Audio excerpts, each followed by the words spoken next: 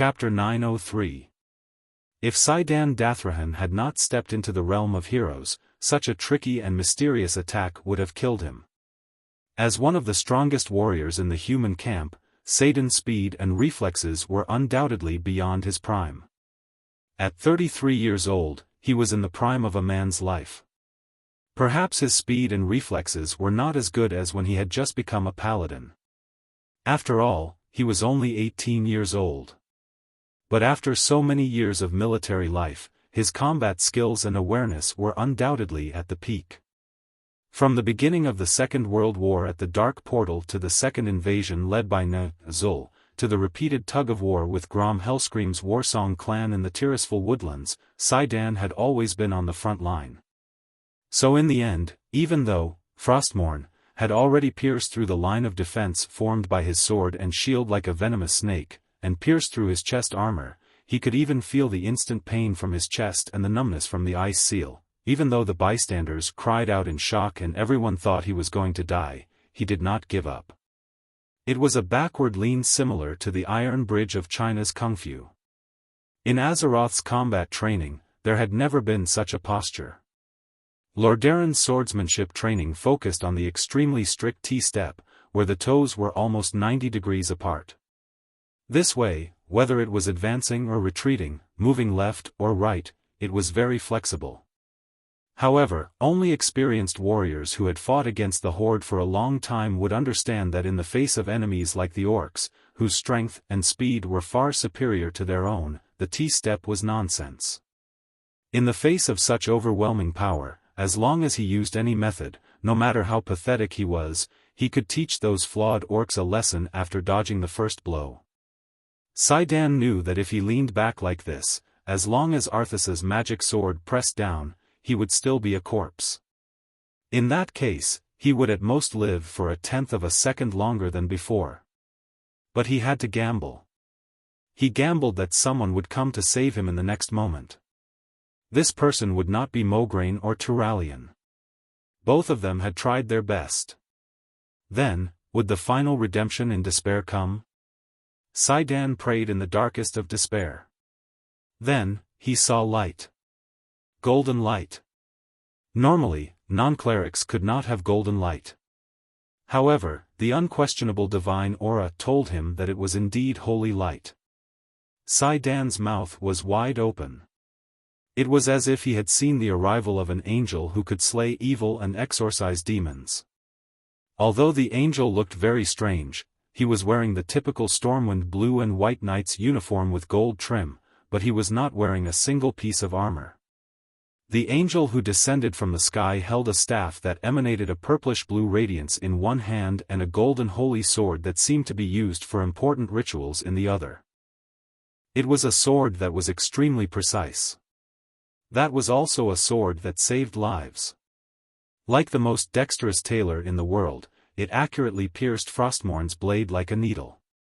If it was an ordinary epic-ranked longsword, it would be impossible to block or delay Arthas' demonic sword in the slightest. However, this sword exuded the same holy radiance as Quell Zaram. Dang! A crisp sound tugged at everyone's heartstrings. A miracle had happened. The slender holy sword miraculously forced away the blade of Frostmourne that was about to slash down. Even though Arthas had already lowered his wrist with force, it was this difference of a millimeter that caused his sword to slash diagonally to the right instead of downwards. It was this little barrier between life and death that Saidan grasped. His right shoulder sank, and he rolled on the ground in a very ugly manner. In the end, he escaped the fate of having his intestines cut open. This was not without a price. The breastplate on his right chest was shattered into pieces, and a terrifying wound that was 4 centimeters deep was pulled out horizontally on his chest.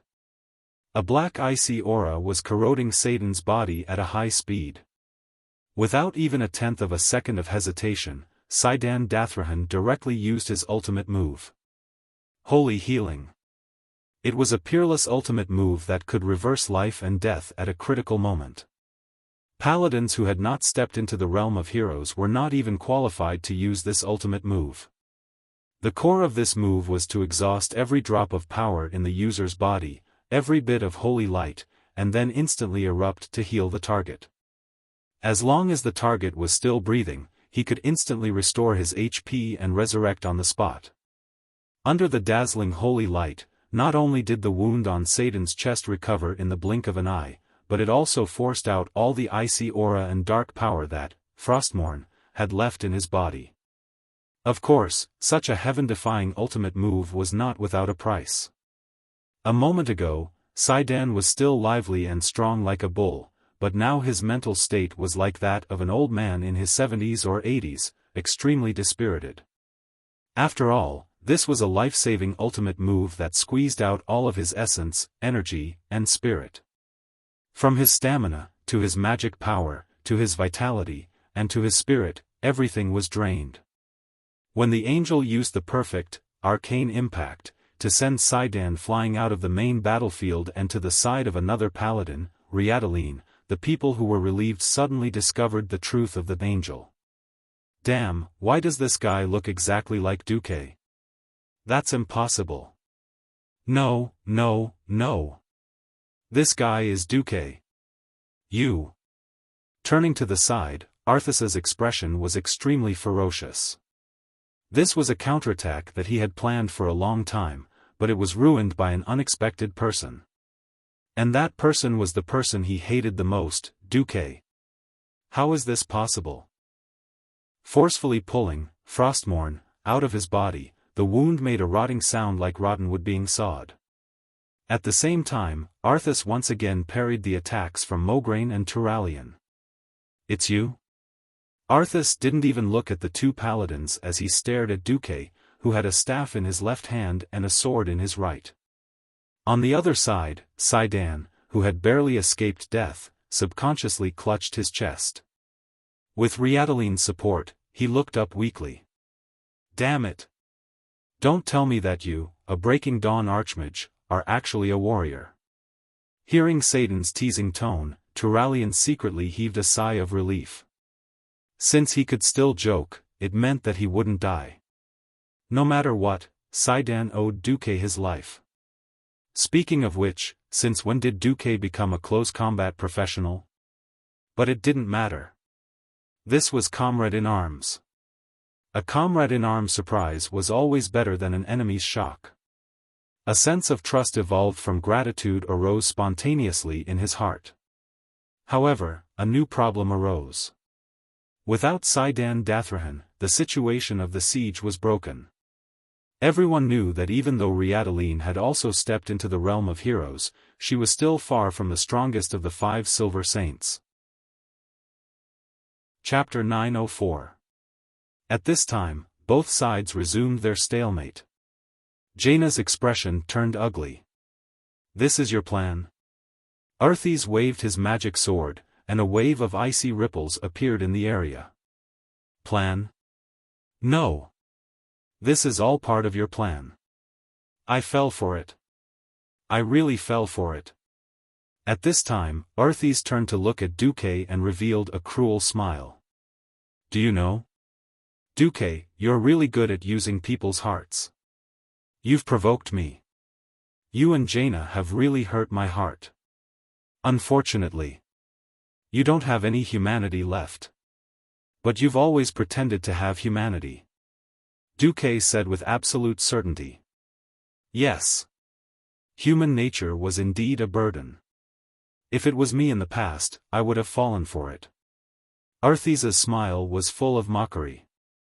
He turned to Jaina again. Of course, if you hadn't provoked my terrible memories, I might not have done anything.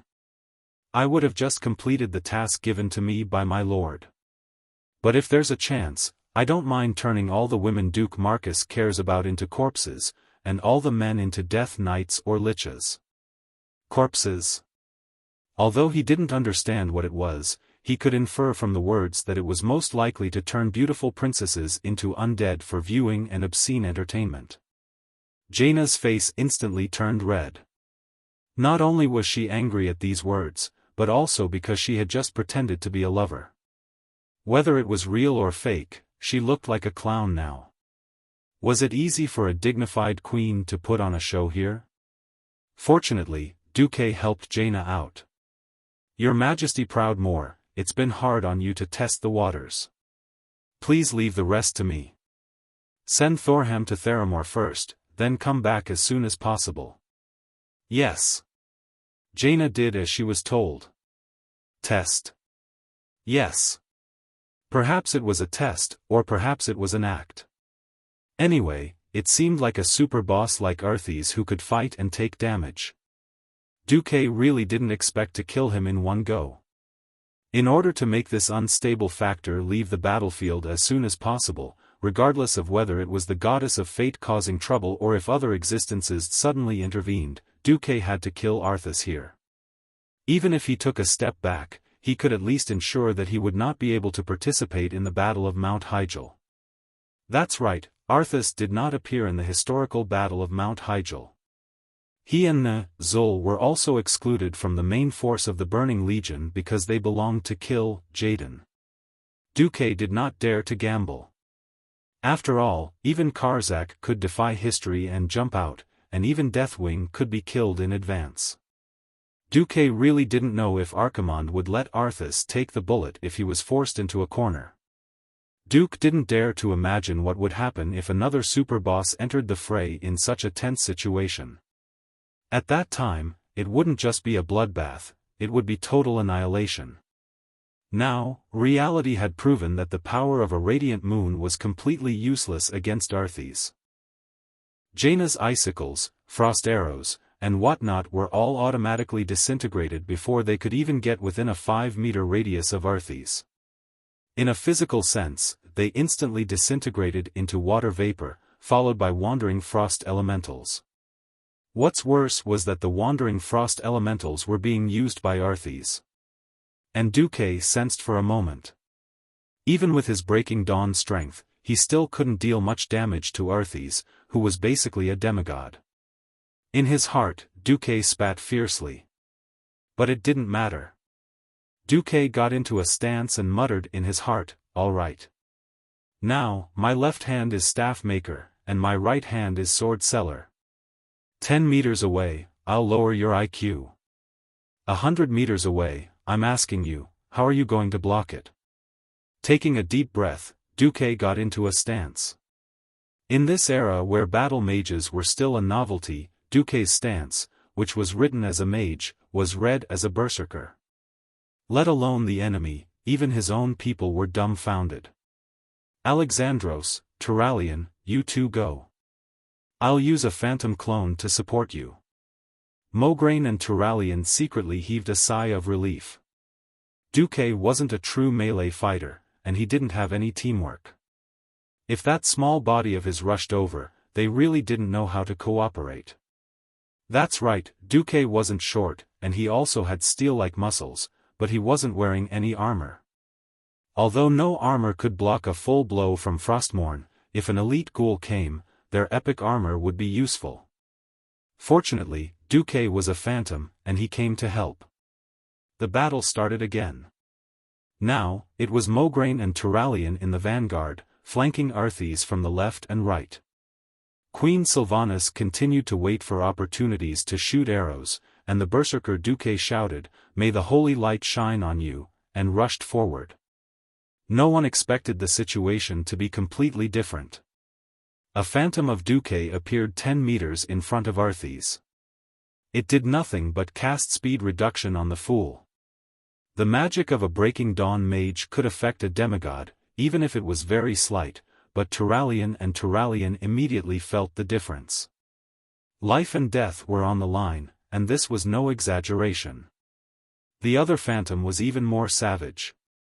Holding a staff in its left hand and a sword in its right, it directly turned into a thief and rushed forward, stabbing Arthes's back. Arthes was so angry that his nose was almost crooked. He was a dead man. He used his advantage as an immortal to the limit. He had used his broken arm to kill Orgrim. He had also used his own body to almost kill a general of the Alliance. However, he had never seen such a shameless person. He actually used his doppelganger to rush over with 2 weapons and launch a barrage of attacks. As a human, there were too many places to defend. If a leg was cut off, he wouldn't be able to walk; if an arm was cut off, he wouldn't be able to attack; if an artery was pierced, he would bleed to death, and if a vital point was injured, he would also die. But how could a phantom with 2 weapons have any weak points? Either he directly destroyed these 2 weapons, or he crossed the distance of nearly 100 meters to attack Duque's body. Otherwise, Arthas would only be left with the option of being beaten up. If Duque's 2 weapons were trash or just simple magic attacks, Arthas wouldn't care at all. The problem was that these 2 weapons were a demigod, Obsidian Queen, and the other was a strange holy sword that looked like a phantom of Quel Zarim, which was a divine weapon. One was used as a milk bottle to supply mana, while the other was agilely stabbing at the wound that was caused by the idiot just now. Frostmourne pierced Arthas's abdomen, but it didn't cause any real damage. But when it pierced through, it also pierced through the ink-black skeleton armor on Arthas's body. Since it was a phantom that went up, the shameless Duque directly let the phantom stab at a speed of more than 12 times per second, playing with the holy sword like a flower sword and stabbing non-stop. Humph. Look at my sword manipulation technique. Du Xiaoyao smirked. Chapter 905. The undead were never afraid of physical attacks. Arrows and piercing weapons had been proven useless in countless battles. The best choice was holy light, followed by magic. If there was no other choice, one could at least use a large hammer to smash the undead into pieces and immobilize them. At first, Arthas looked down on Duque for using a rapier. But he soon realized that he was wrong. And very wrong. The shameless Duque was actually cheating the special effect. All weapon special effects had activation limits. For example, how many attacks could it be used once, and how many seconds could it be used once? The key was that activating the special effect needed to be charged. However, Duque, who knew all this, charged the holy sword like he was loading bullets into a pistol. The Obsidian Queen, in the clone's left hand, ensured that the holy sword could be replenished with magic. And on the clone, Duque left Alonso's Fail's moral gold coin. In the 10 years that he was sent into the void with Karazhan, Duque did not think that this gold coin, which was connected to his mind, was very powerful. With his return, Duque suddenly realized that this gold coin was not as simple as he thought. For example, Mediva's moral was used up after it was used. If Mediva's moral was a disposable alkaline battery, then Alonso's Fail's spiritual gold coin was a rechargeable battery that could be recharged again and again. Under the careful analysis of the system, it was found that it could absorb the prayers of devout believers who believed in the doctrine of the holy light within 100 meters and increase the moral inside. Oh, it was the power of the holy light. This was the biggest reason why Duque could use the moral gold coin as a weapon. Now, Duque put this gold coin into the clone. So a strange scene appeared on the battlefield. Compared to Mograine's Ashbringer, which was as huge as a door, the unknown holy sword that Duque's clone was holding was as thin as an embroidery needle. But it was this embroidery needle that made a terrifying explosion. The special effect, Holy Arrow, would be triggered 2 to 3 times every second, and from an outsider's point of view, it was even fiercer than the Dwarven Tank Squad's cannons. It was accompanied by the incessant sounds of chi-chi-chi-chi-chi. With a whooshing sound, Duque relied on the agility of the holy sword to continuously send holy light into the wound on Arthas' back. Because Arthas' Frostmourne was too large, it was like a cannon hitting a mosquito. It could not hit Duque's holy sword at all. Doppelganger? Chop if you want. In any case, it was just a virtual image. It didn't matter if you cut it in half or split it in half. As long as you didn't hit the 2 weapons and the spirit coin in the doppelganger, no matter how many doppelgangers you destroyed, Duque would be able to summon another one in the next moment. Continue selling swords. Continue crafting the staff. This also increased the success rate of Queen Sylvie's sneak attacks. This scene made all the experts of the Alliance who were paying attention to the battle excited. Jaina's beautiful eyes shone brightly. "No! Impossible!" Arthas screamed. As Thuzad's attempt to open a portal was interrupted by Duque's main body again, everyone knew that the scales of victory were tipping towards the Alliance. More than once, Arthas wanted to rush over and use Death's Grasp to catch Duque. In the end, he was either interrupted by Turalyon and Mograine, or Riataline, who was fully focused, used Holy Light to defeat Arthas. The Blood Elf Paladin could not fight against Frostmourne, but it did not mean that he could not deal with Arthas's dark magic, which was not too strong. She used her slightly slender body as a shield, blocking in front of Duque's main body. Since ancient times, quantitative change had always easily led to qualitative change. After being hit too many times, Arthas could not take it anymore. He gave up on his humanity, only making his evil soul purer and able to accommodate more dark power. After all, he was not a Lich King at this point in time, and he did not have the terrifying strength to kill young Saluphar in one move after becoming a Lich King. After Arthas's waist was hit by Holy Arrow, for the 100th time, the holy energy that had accumulated in his abdomen finally affected his movements. First, Mograine's powerful horizontal slash forced him to take it head-on. Then, Turalyon's Quell Zalim, without any fancy moves, shattered Arthas' right pauldron and pierced straight into his right arm. Arthas howled like a trapped beast, but it did not help. Taking advantage of the fact that he was not holding the magic sword firmly, Mograine used his strength to press down on the magic sword's blade. Then, he immediately slashed from another angle, aiming at the fallen prince's abdomen that had accumulated a lot of holy light. This time, there was no escape. The strengthened frost armor could not save Arthas. The evil power of darkness was instantly melted by the light of Ashbringer. The giant sword slashed into his abdomen, triggering a chain reaction of holy light inside. Finally, under this dazzling strike, under the gaze of nearly 10 pairs of Alliance powerhouses, the fallen prince, Arthas Menethil, who killed his father and master, was cut in half by Mograine's divine weapon, the giant sword. The lower half of his body, which was still twitching, was still shaking on the spot, but he did not fall. Because of the momentum, Arthas' upper body flew up and fell a few meters away. Everyone knew that this was not the end. Duque shouted, "Last hit." Although Turalyon did not understand why it was the last hit and not the sword, it did not affect his actions. Almost as soon as Arthas' body flew away from his sword, Turalyon suddenly stomped on the ground and flew out. He raised the divine sword, Quell Zalim, high and slashed at Arthas again.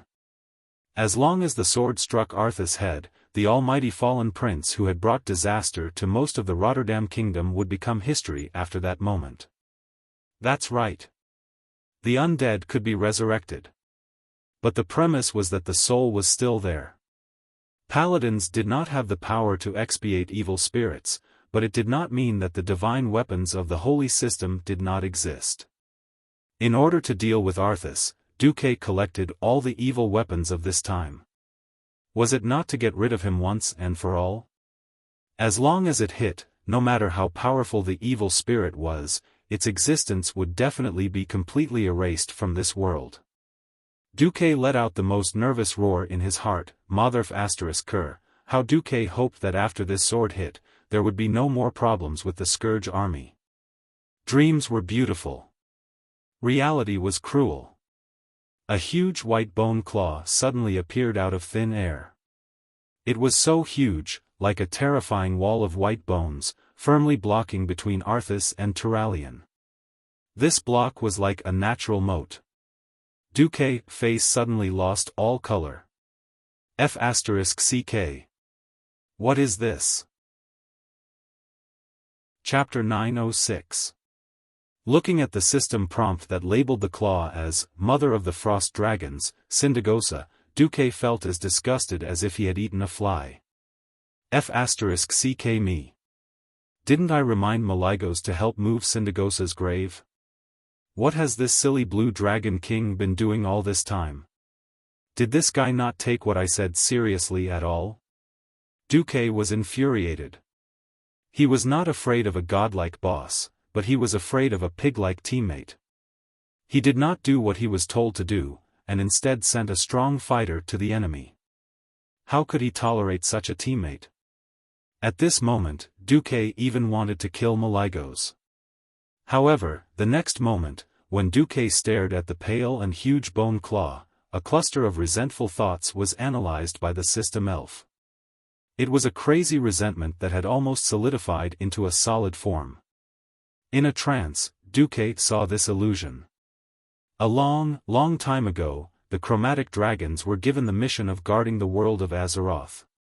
One day, Nesario created the soul of the dragon and used the excuse of fighting against the Burning Legion to deceive the other dragons into injecting their power into this artifact. In the sky above the Well of Eternity, Nesario openly betrayed his former brothers and sisters. Malygos and his beloved consort, Syndagosa, led their blue dragons to surround the Guardian of the Earth in an attempt to annihilate this great traitor of the dragons. They attacked Nesario, but Nesario used the soul of the dragon to kill almost all the blue dragons in an instant. Syndagosa was sent flying all the way to the extreme north. She, who could no longer fly, fell headfirst into the frozen soil of the Ice Crown. She was blind and on the verge of death. She desperately struggled in the direction of the Dragonbone Waste, that was the resting place of the dragons.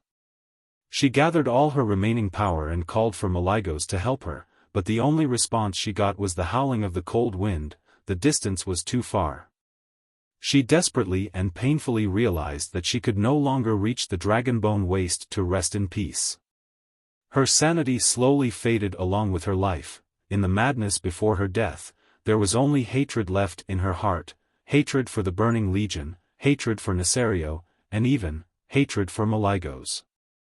But most of all, it was hatred for the entire world of mortals.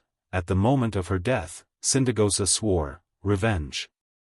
Lich King Zul resurrected her and gave her a chance for revenge.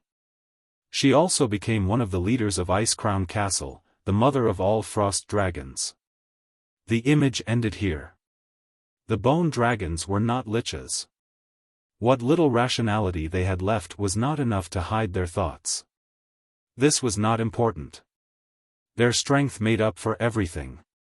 Only Duque knew that perhaps it was the changes in fate that made everything messed up.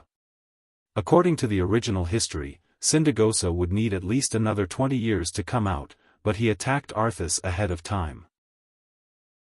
As a result, the current Lich King Zul went to resurrect Syndagosa. If that was the case, then Zul had long since set his eyes on Syndagosa, who wasn't in the Dragonbone Waste. It was just that for some reason, he didn't revive her at the start of the third battle at the Dark Portal. Perhaps it was to nurture the dark power of the Mother of the Frost Dragons, or for some other reason. Duque could suddenly understand why Malygos, the Blue Dragon King, did not bring Syndagosa's remains back. When love turned into hate, the more love there was, the more hate there was. The death of his partner was a tragedy. But to find out that his partner's hatred for him had not dissipated even after 10,000 years had passed was unbearable for anyone. Bringing the remains of a dragon with such resentment back to the Dragonbone Wasteland was like inviting a wolf into the house and tearing down his ancestral grave. Alright, understanding is one thing. If you didn't move the grave, Malygos, you bastard, you should have told me or my people. You bastard blue dragon, you've screwed me over. Well, understanding was not the same as understanding. Du hated Malygos, who had not buried his wife's body for 10,000 years. Without the mess Malygos had left behind, how could Syndagosa have interfered? Teleportation with enemy interference was extremely dangerous. If it had been a human, they would have been turned to dust long ago.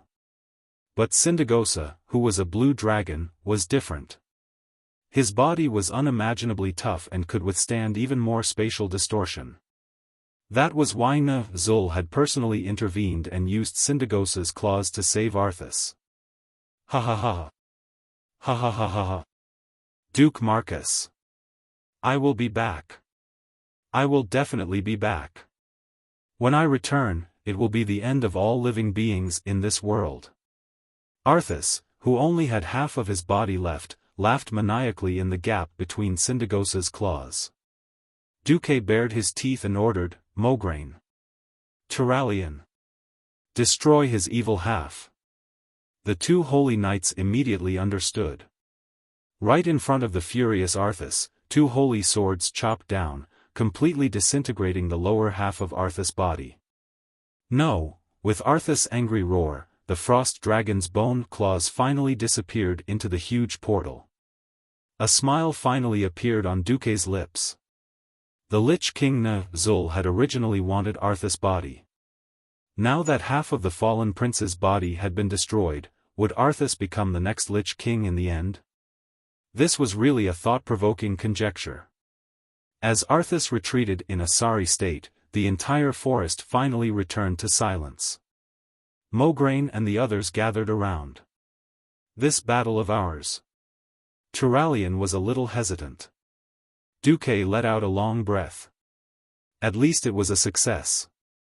The body of a Death Knight can indeed be reconstructed, but the new creation is definitely not as good as the original. We can at least be sure that Arthas will not interfere in the Battle of Mount Hyjal. Everyone breathed a sigh of relief.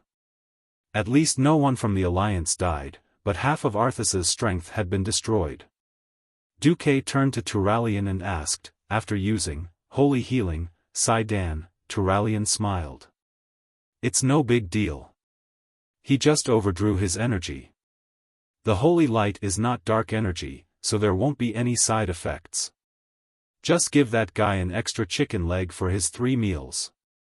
However, I'm afraid we can't count on Siddan's combat power for the Battle of Mount Hyjal. Duque waved his hand, indicating that it was fine. He had brought so many people with him just to be on the safe side. After all, in the original history, the Alliance had only sent Jaina's Theramore expeditionary force. Suddenly, in the far north of Fellwood Forest, a huge wave of dark energy shocked everyone. That's... Queen Sylvanas was shocked. It's nothing, Duque patted Queen Sylvanas on the shoulder and smiled. A dreadlord must have died. Chapter 907. How awesome would a legendary hero who had stepped into the realm of heroes be? Just look at an egg. 10,000 years ago, Illidan used the power of a demon to destroy the Burning Legion. What arcane power could not do, the demon's dark energy did. Even when he was captured and locked up for 10,000 years, he never changed his mind. Anyone who was locked up in a sealed space without seeing the sun or moon for a month would go insane, let alone 10,000 years. Fortunately, Illidan was blind 10,000 years ago, or he would have gone even crazier. Even though he was suspicious of Arthas' motives, Illidan was still thirsty for magic. He felt that with the power of Gul'dan's skull, he should be able to defeat the Burning Legion's army in Fellwood Forest. So, he easily took down the demon guards guarding the artifact and got what he wanted.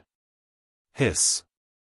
Illidan gasped, then he was immediately amazed by the power contained in the magic artifact.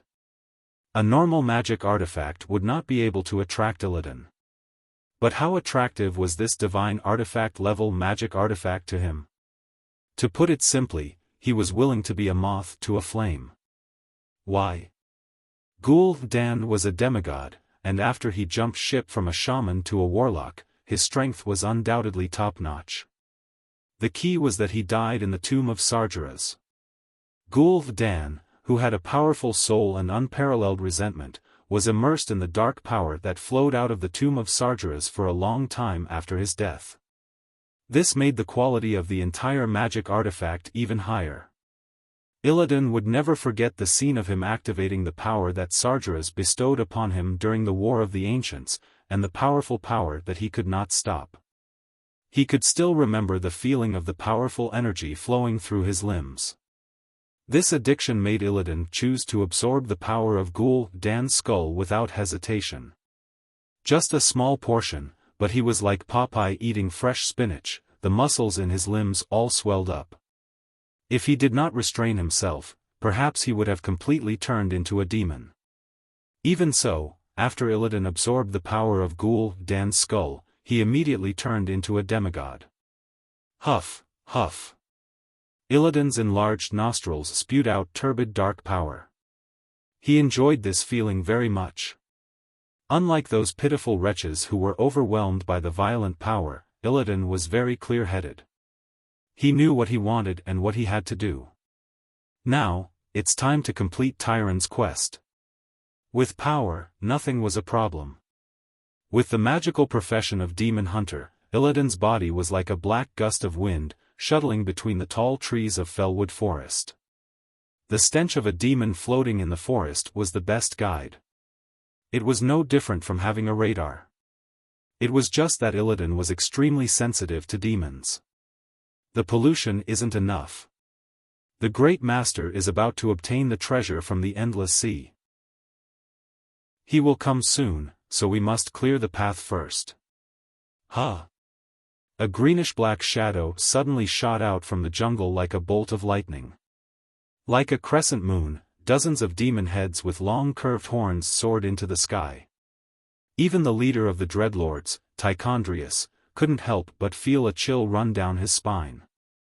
A powerful enemy. Who is it? Accompanied by a curse, the Dreadlord raised his hand and cast, Putrid Hornet Swarm. A large number of creatures and insects that lived in the darkness responded to the Dreadlord's summon.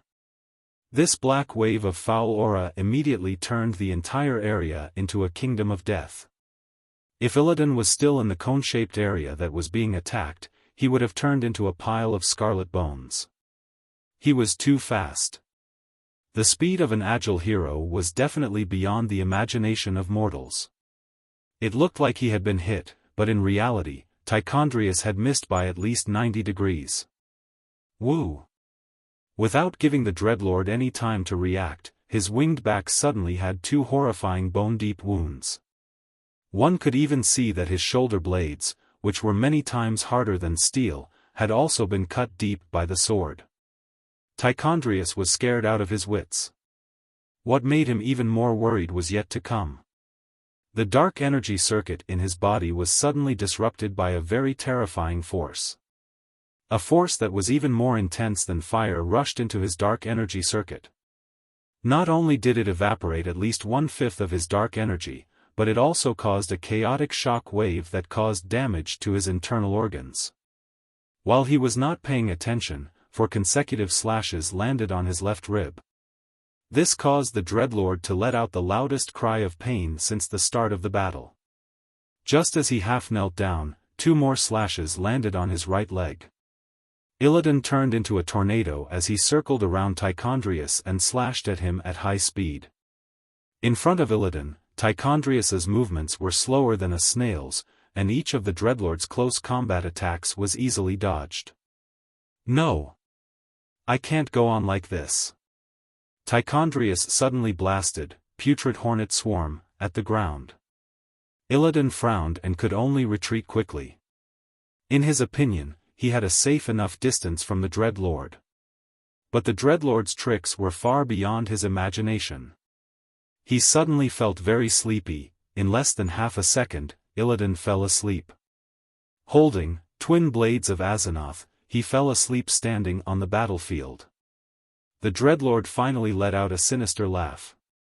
Absolute slumber. It was a terrifying skill that could make intelligent creatures sleep until they died if they failed to resist it. The only drawback was that external damage could awaken the victim. It didn't matter. Tichondrius grabbed Illidan tightly with both claws. Yes. He wanted to tear this night elf, who had given him painful memories and didn't know what he was talking about, into 2. Then, he would pull out his lowly soul and torture it for thousands of years. Just as he suddenly used his magic, Illidan woke up. Idiot! It's too late. The Dreadlord sneered. is that so? Illidan replied with the same sinister smile. In the hands of the Dreadlord, Illidan was originally like a toy. But in less than 1/100th of a second, Illidan's body grew bigger, becoming taller and stronger than Tichondrius, demon. Impossible. You.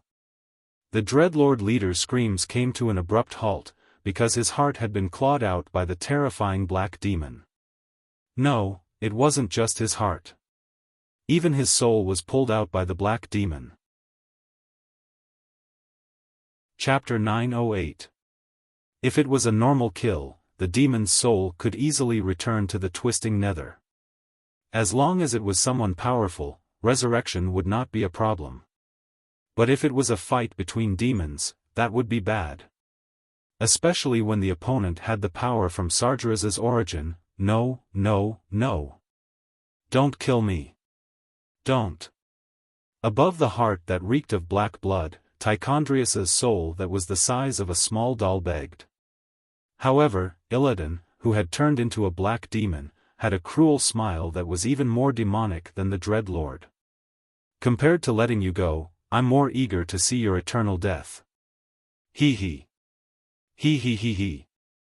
Illidan squeezed the Dreadlord leader's heart as he cackled like an owl.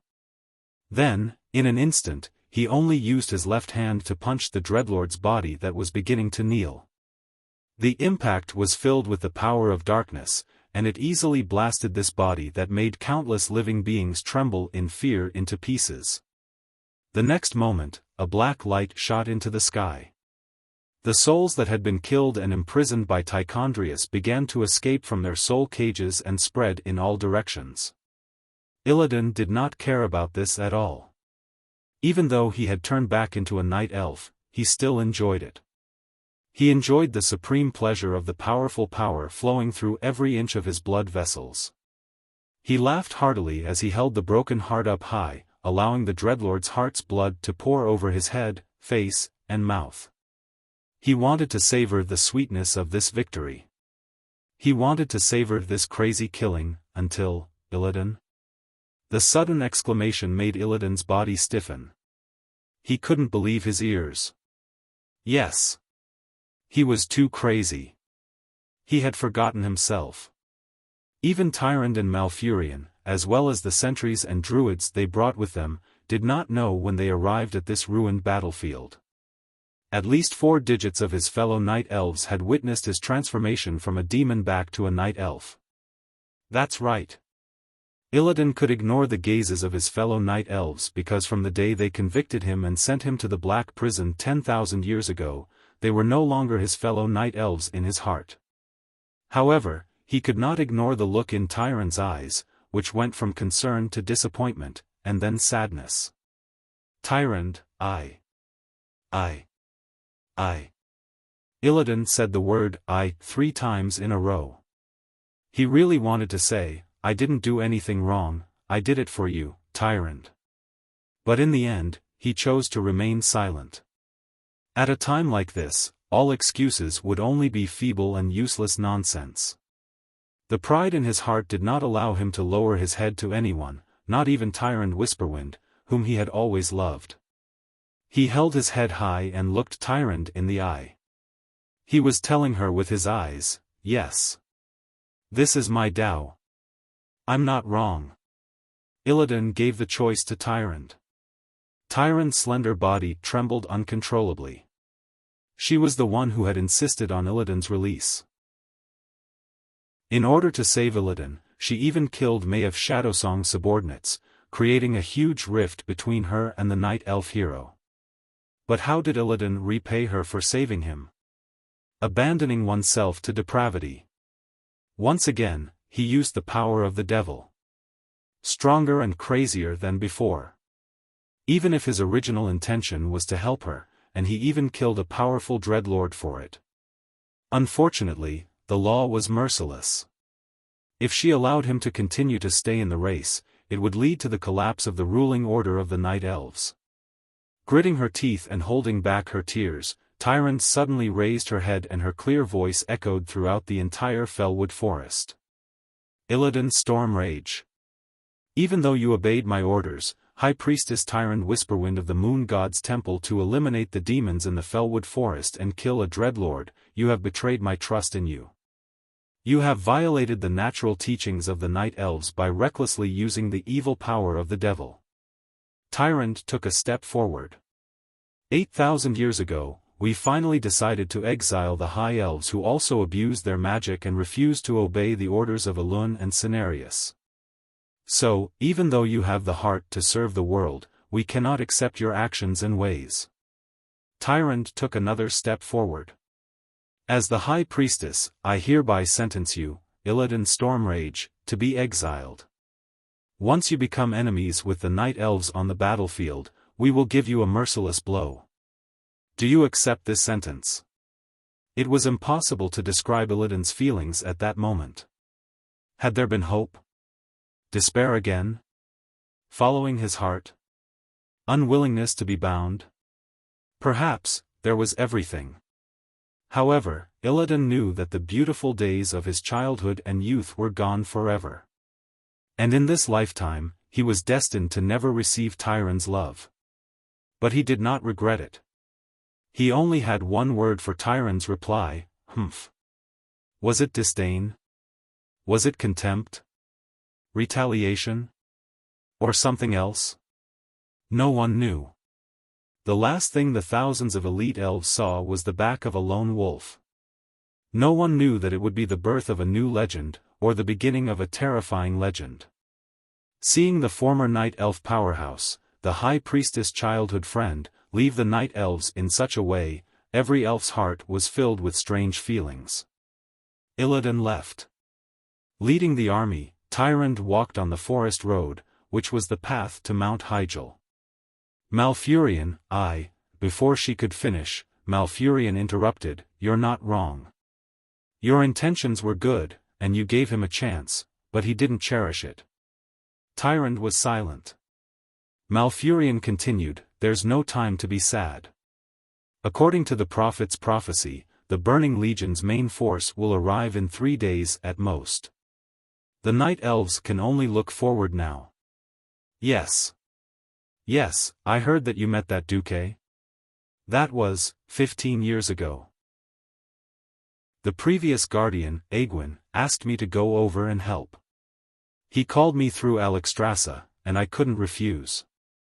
Alexstrasza, Isera, and Nozdormu, the 3 dragon aspects, could be considered as the Night Elves' guardian deities.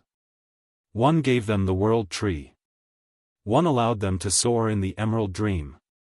And one that granted them eternal life. As long as it did not go against Elun's will, the Night Elves would rarely refuse their call. No, Tyrant, what I'm concerned about is that Alliance commander, Duke Marcus.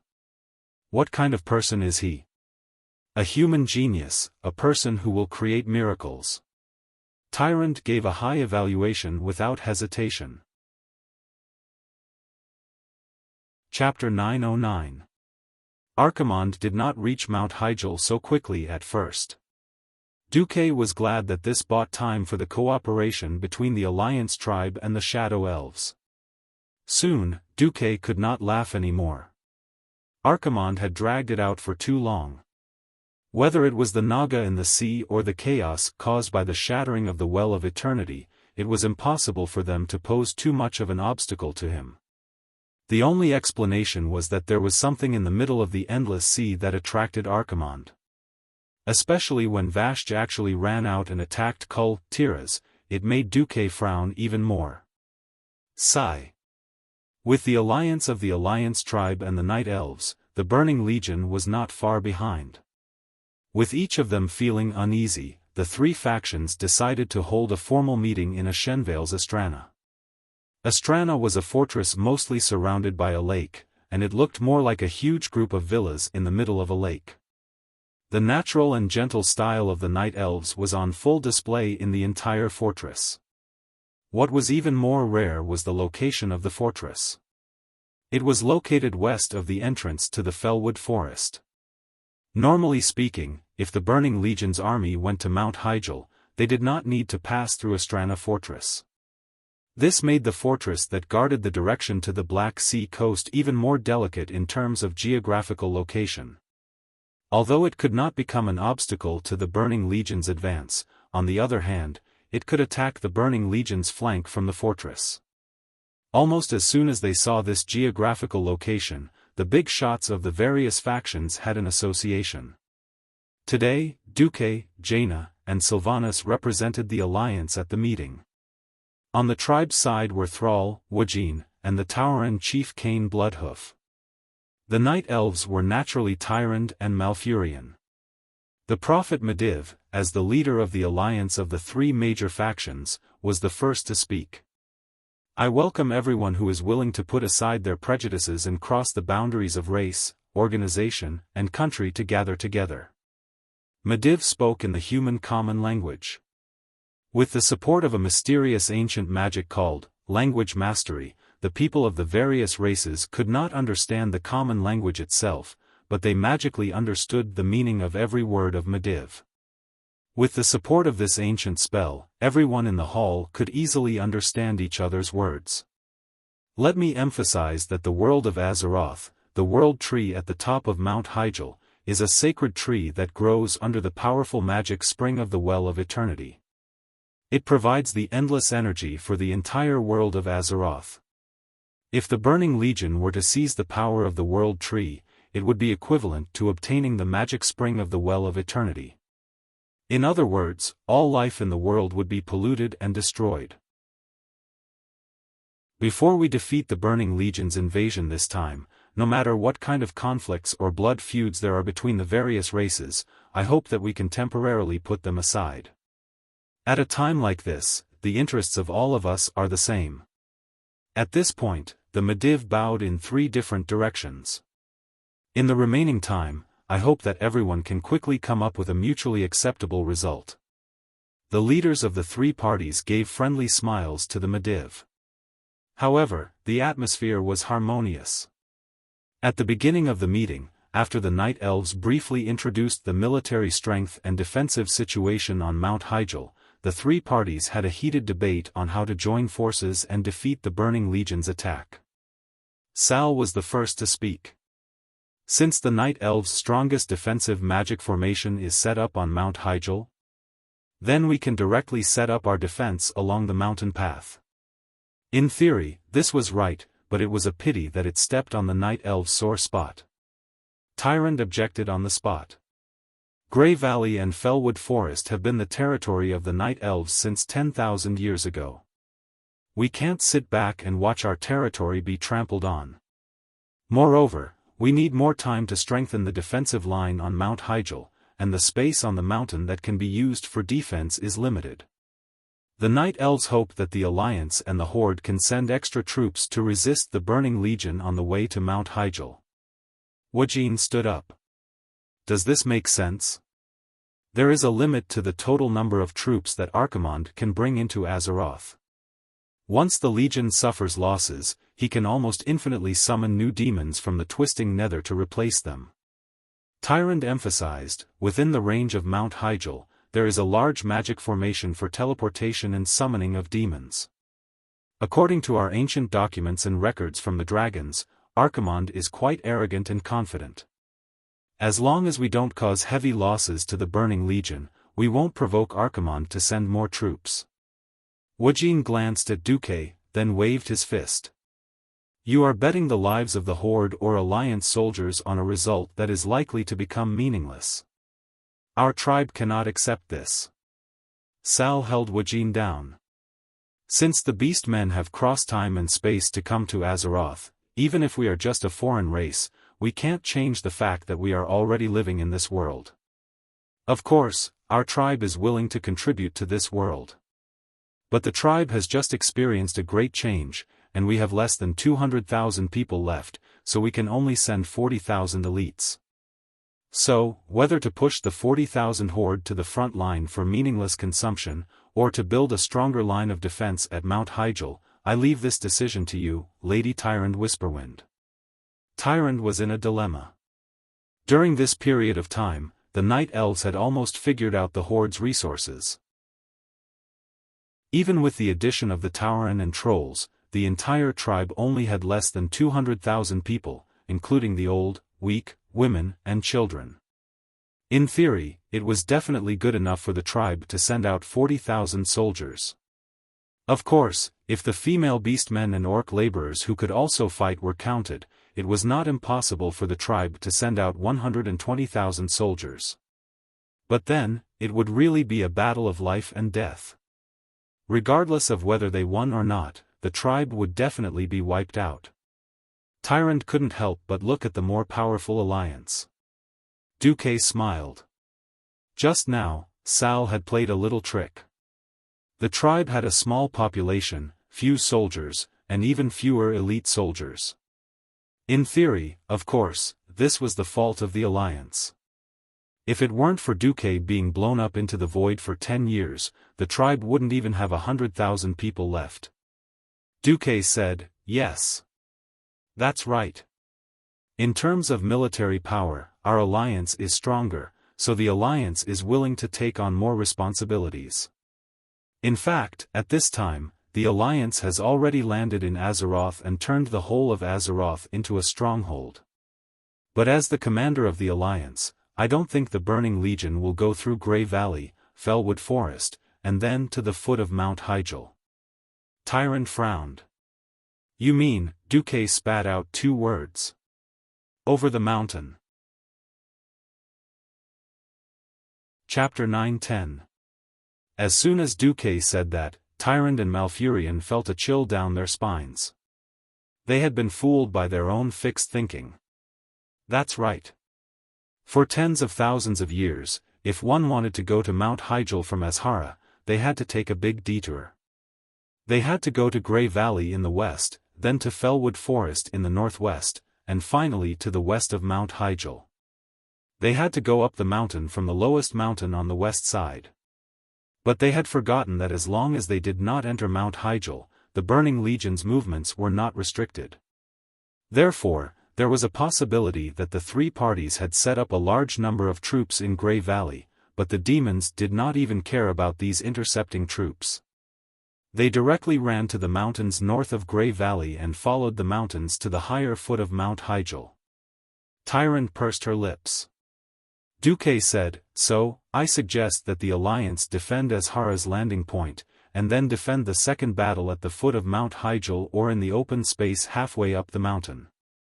Also, the alliance welcomes the Night Elves and the Horde to send military observers to our 2 lines of defense." No one knew what military observers were, but they could understand from the name. Duque was actually so generous as to let both sides send people to supervise the army? No, this was not even supervising the army. This was completely showing the military essence of the alliance to a temporary ally. Queen Sylvanas couldn't sit still anymore, and the whisper of the wind drifted into Duque's ears. "Duque, is this really okay? Forget about the Night Elves, about the Horde." Duque smiled. "You don't know what kind of person the current chief of the Horde and Thrall are. Leave everything to me." "Okay." Queen Sylvanas chose to believe in Duque. Looking 1 step forward and thinking 3 steps ahead was the most basic quality of a leader. What Duque had to do was think 3 steps ahead. This temporary alliance was terrible. If the world wasn't about to be destroyed, there would be no basis for an alliance at all. Everyone knew that Taurens and Orcs were the best meat shields, the High Elves were the strongest mages, the Night Elves were the best archers, the Human Knights were the flank charges, the Dwarves played with guns and tanks, and the Gnomes played with cannons. Wow! How great it was to combine the strengths of each race. Why was it that in history, the 3 major factions had to each have their own camp and resist step by step? It was all because of that pile of bad debts. The Horde had just gotten rid of the Night Elf demigod Cenarius, and the Dark Elves had been enemies with the Alliance for more than 10 years. During the first and second battle of the Dark Portal, the Alliance had massacred the Alliance's cities, and then the Alliance had enslaved the Beastmen. From the perspective of their own race, it was hard to say who was in the right and who was in the wrong. The Alliance and the Night Elves weren't any better. Queen Sylvie sat next to Duque, almost dazzling Tyrant and Malfurion's eyes. The High Elves were exiled by the Nature Elves. Who would have thought that they would have to kneel on their knees and beg the prodigal son they had chased out of the family to come back and save them? If the person sitting next to Duque was a magic elven, such as Kale, then it would definitely be more eye-catching. Fortunately, Queen Sylvie was a ranger, so the Night Elves felt better. To be honest, they were exiled because they hated the High Elves' abuse of magic. Duque and Jaina were also secretly provoking them. So, Duque was deliberately being so generous. It was also to pave the way for a more sincere cooperation. Here, the Alliance is willing to fight 2 battles. You guys do as you see fit. Seeing Duque like this, Medivh secretly heaved a sigh of relief. The Alliance was most afraid of the other races holding on to their own pockets and refusing to give in no matter what. If this went on, the best result would be to force them into a mess. In fact, they would still be minding their own business and wouldn't be able to fight at all. The Alliance had made a good start, and the rest would be much easier to handle. Medivh was the first to bow to Duque. Thank you, Duque. Thank you and the Alliance for your contribution to Azeroth. On the other side, Tyrant and Malfurion also stood up and bowed. Thrall had a bitter taste in his mouth. The Beastmen had never been a stingy race. They were straightforward and liked to repay the generosity of others with generosity. But now, the Beastmen couldn't be generous. Thrall had no way of knowing whether his hometown, Draenor, was still there. The Alliance had blocked all news from the Dark Portal. If his hometown was as Orgrim had described, then after his hometown exploded, the Beastmen in Kalimdor would be the last of them. No matter how elite the Beastmen were, they were still too small compared to the Alliance's population of nearly 10 million. Moreover, even if they survived this crisis, who could guarantee that the Alliance wouldn't attack again? Although Thrall also understood that under the premise that the world was in danger of being destroyed, any post-war alliance would only be a piece of waste paper, Thrall's heart was still trembling. He had to stop the Burning Legion from destroying the world, but he also had to think of a way to preserve the vitality of his tribe. This was where Thrall was at a loss. Thrall was still too young. His expression was practically written all over his face. Duque couldn't help but laugh in his heart, but he kept a straight face. However, the Alliance won't be able to retreat to Mount Hyjal in time for the first battle in Azeroth. So, I hope that the Alliance's troops will be allowed to retreat if things go south. Tyrant and Thrall thought about it and nodded at the same time. Sure. After all, the Night Elves had repeatedly emphasized that they had a big move, but it needed time. On the other hand, as long as they could buy enough time, no one wanted to lose all their elites to the bottomless pit that was the Burning Legion. So, Duque pointed to a place on the large map in the middle of the conference room. I hope that when the Alliance's first line of defense can't hold on, we can retreat downstream from here. As Duque spoke, he looked at Thrall. I'm sorry, the Alliance's first line of defense is mostly mechanized troops. It will be difficult for them to retreat to Grey Valley, which is full of forests. Thrall was bitter. He instinctively wanted to refuse. Because the place that Duque pointed to was the River of Wrath. The River of Wrath was the dividing line between Azeroth and Grey Valley. The source in the north was near Mount Hyjal, but the downstream area in the south was the Horde's new main city, Orgrimmar. If it wasn't for the fact that the world could be destroyed, would the Alliance's mechanized infantry pass through the main gate of their own main city? Would the Horde be able to sleep? If Thrall was a calculating leader, then he would most likely reject the offer. But who was Thrall?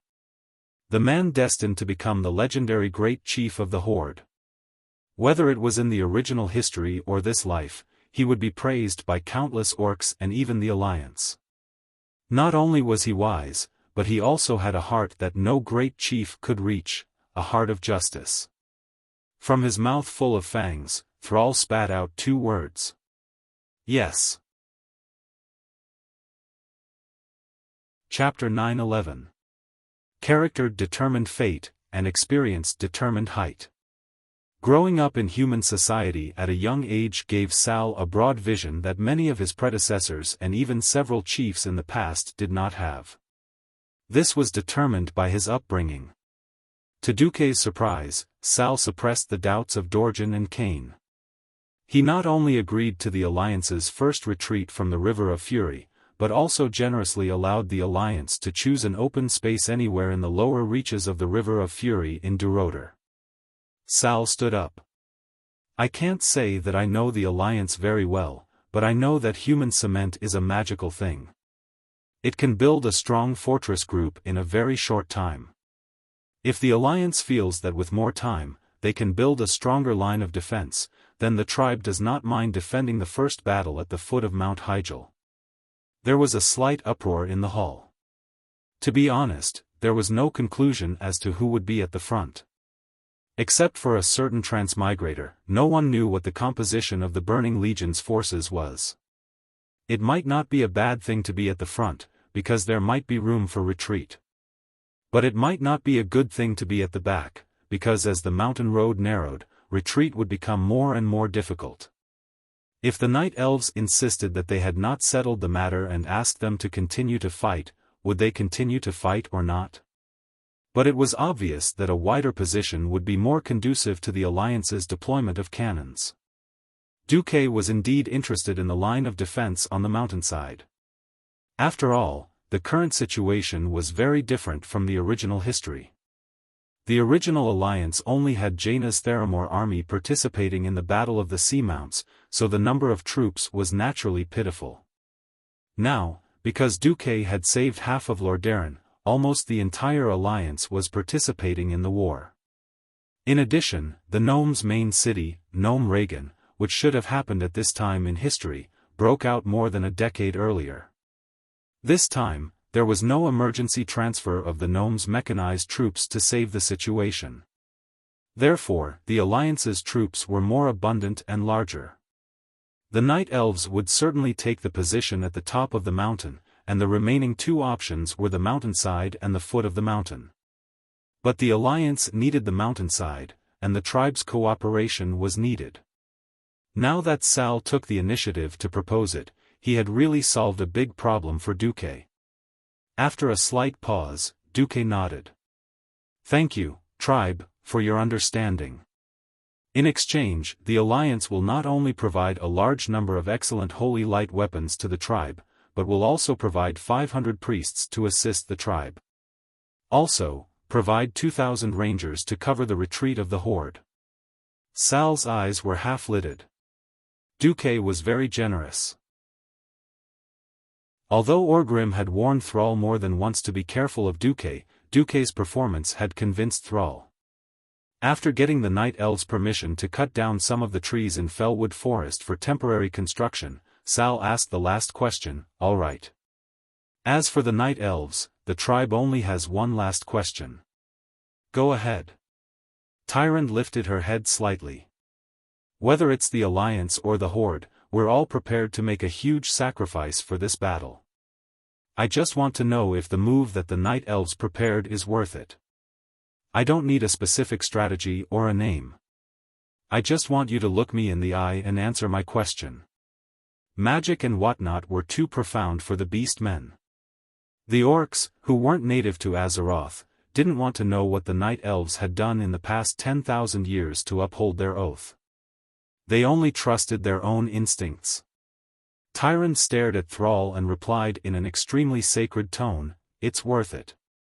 And when that time comes, even if the Night Elves are completely wiped out, we will definitely fulfill our oath.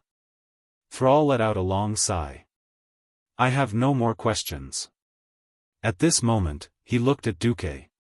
What about the Alliance? Duque sighed softly. No one knows how strong Archimonde is. But I'm sure that he's at least a demigod. Those who haven't stepped into the realm of heroes can't even hurt a hair on his head. So I suggest that even if the defense line is breached, the Alliance and Horde must find a way to gather at the top of Mount Hyjal. Thrall narrowed his eyes.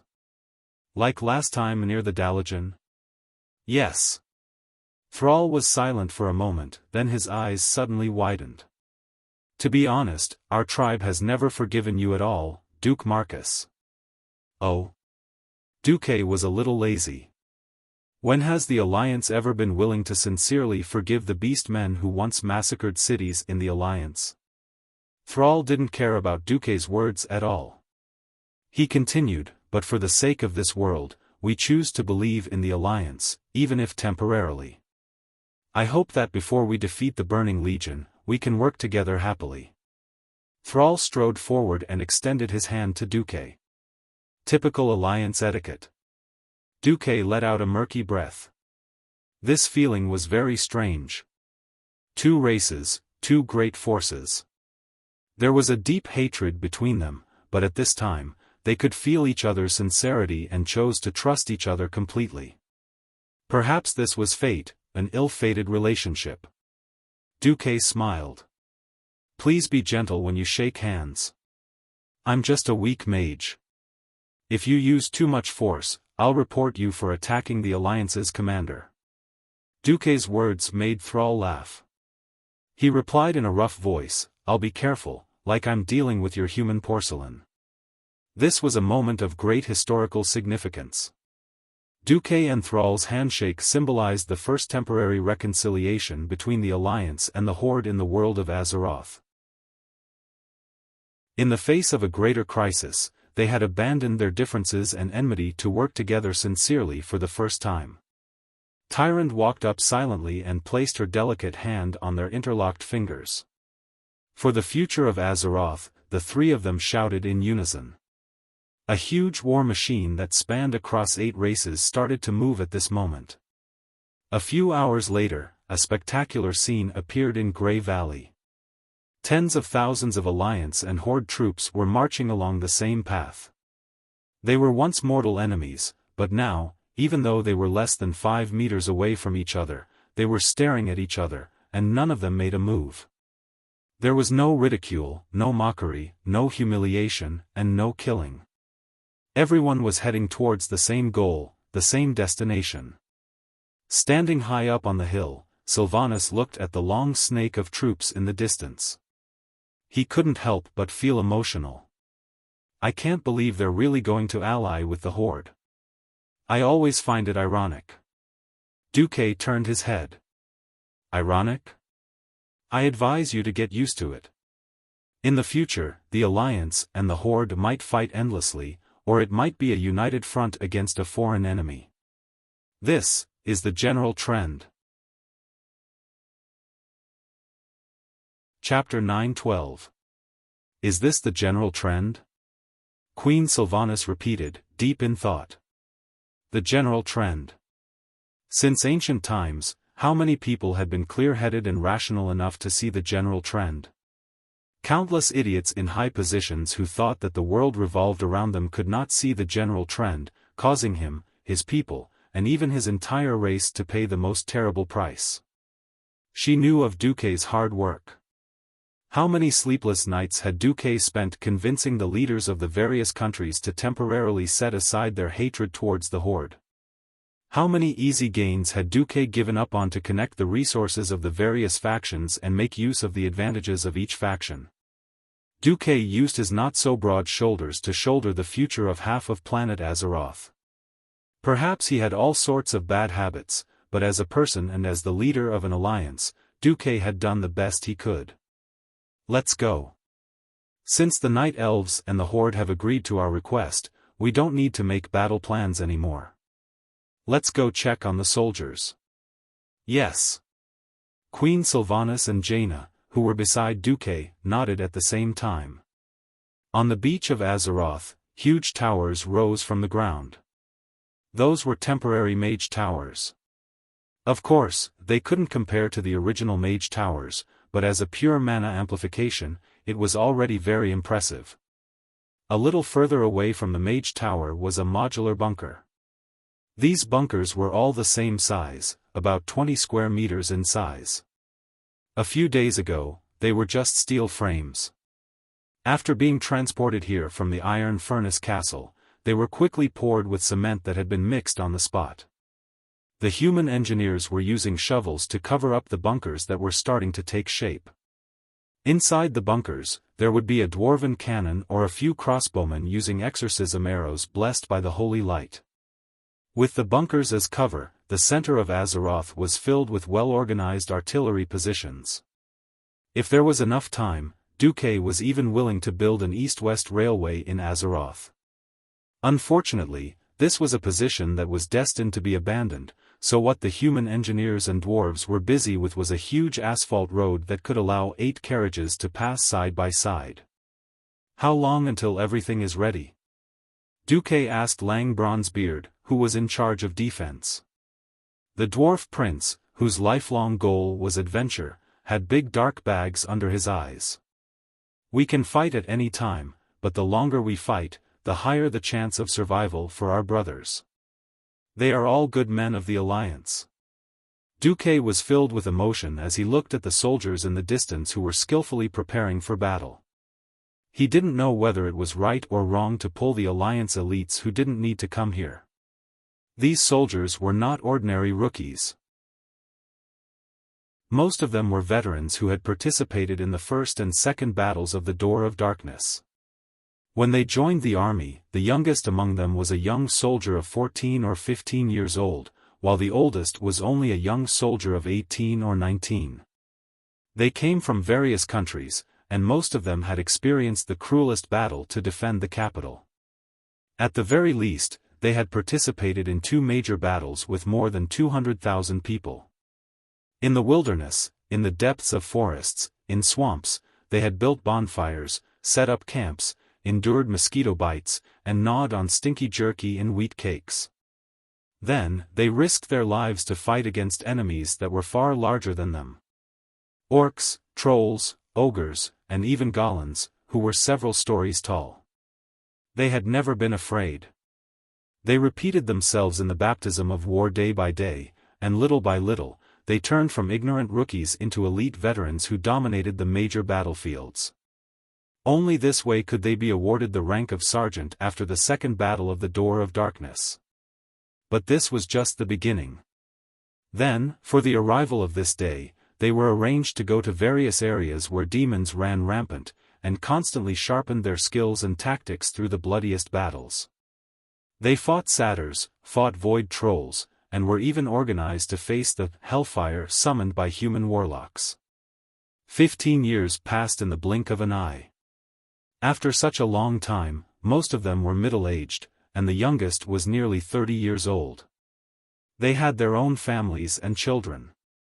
Many kingdoms could not afford to support so many full-time soldiers, so they would choose to let these people retire and send them back to being farmers. But with Duke's order, these elite warriors who had long passed the peak of their physical strength were left in the Dark Portal's guards. Just for this day. Because they had the best martial arts and the most mature hearts. They would not lose their courage in an instant just because they saw a huge and terrifying demon, and become trash that could be slaughtered by the demon. Duque said in a deep voice, "Gather the soldiers. I have something to say." Half an hour later, in addition to the garrison troops, 50,000 soldiers arrived from a vast position that was more than 10 kilometers long from the north to the south, forming 5 huge phalanxes. Duque led the generals, kings, of the Alliance, as well as the senior and junior generals, to the high platform, looked at the whole army, and took a deep breath. The weather was getting colder, and the slightly cold wind blew on their faces, making their noses hurt. But Duque could feel the soldiers' hearts were burning, and their burning gazes said it all. Duque raised his hand, hit his chest, and gave a military salute. Every general below followed suit and saluted. What followed the military salute of the generals was the uniform sound of metal clanging against each other. On the high platform, Duque took a step forward and looked at the elites of the Alliance in front of him. More than 30% of the low-grade professionals were armed with all kinds of black technology, and they were a real army of tigers and wolves. From their eyes, Duque saw vitality, pride, and rising fighting spirit. There was no draft paper, and there was no need for draft paper. 15 years of being a commander had trained Duque's unnatural ability to speak without a script. Standing in front of a silver magic microphone, Duque's voice spread throughout the army. "Everyone, why have we gathered on this strange land today to prepare for battle? This is not our land, not our family, not the land where our people live and multiply. Why should we fight to the death for it?" After a pause, Duque answered his own question.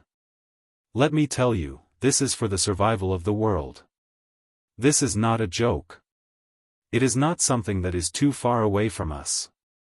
Because we are about to face the largest demon army in the history of this world, the Burning Legion.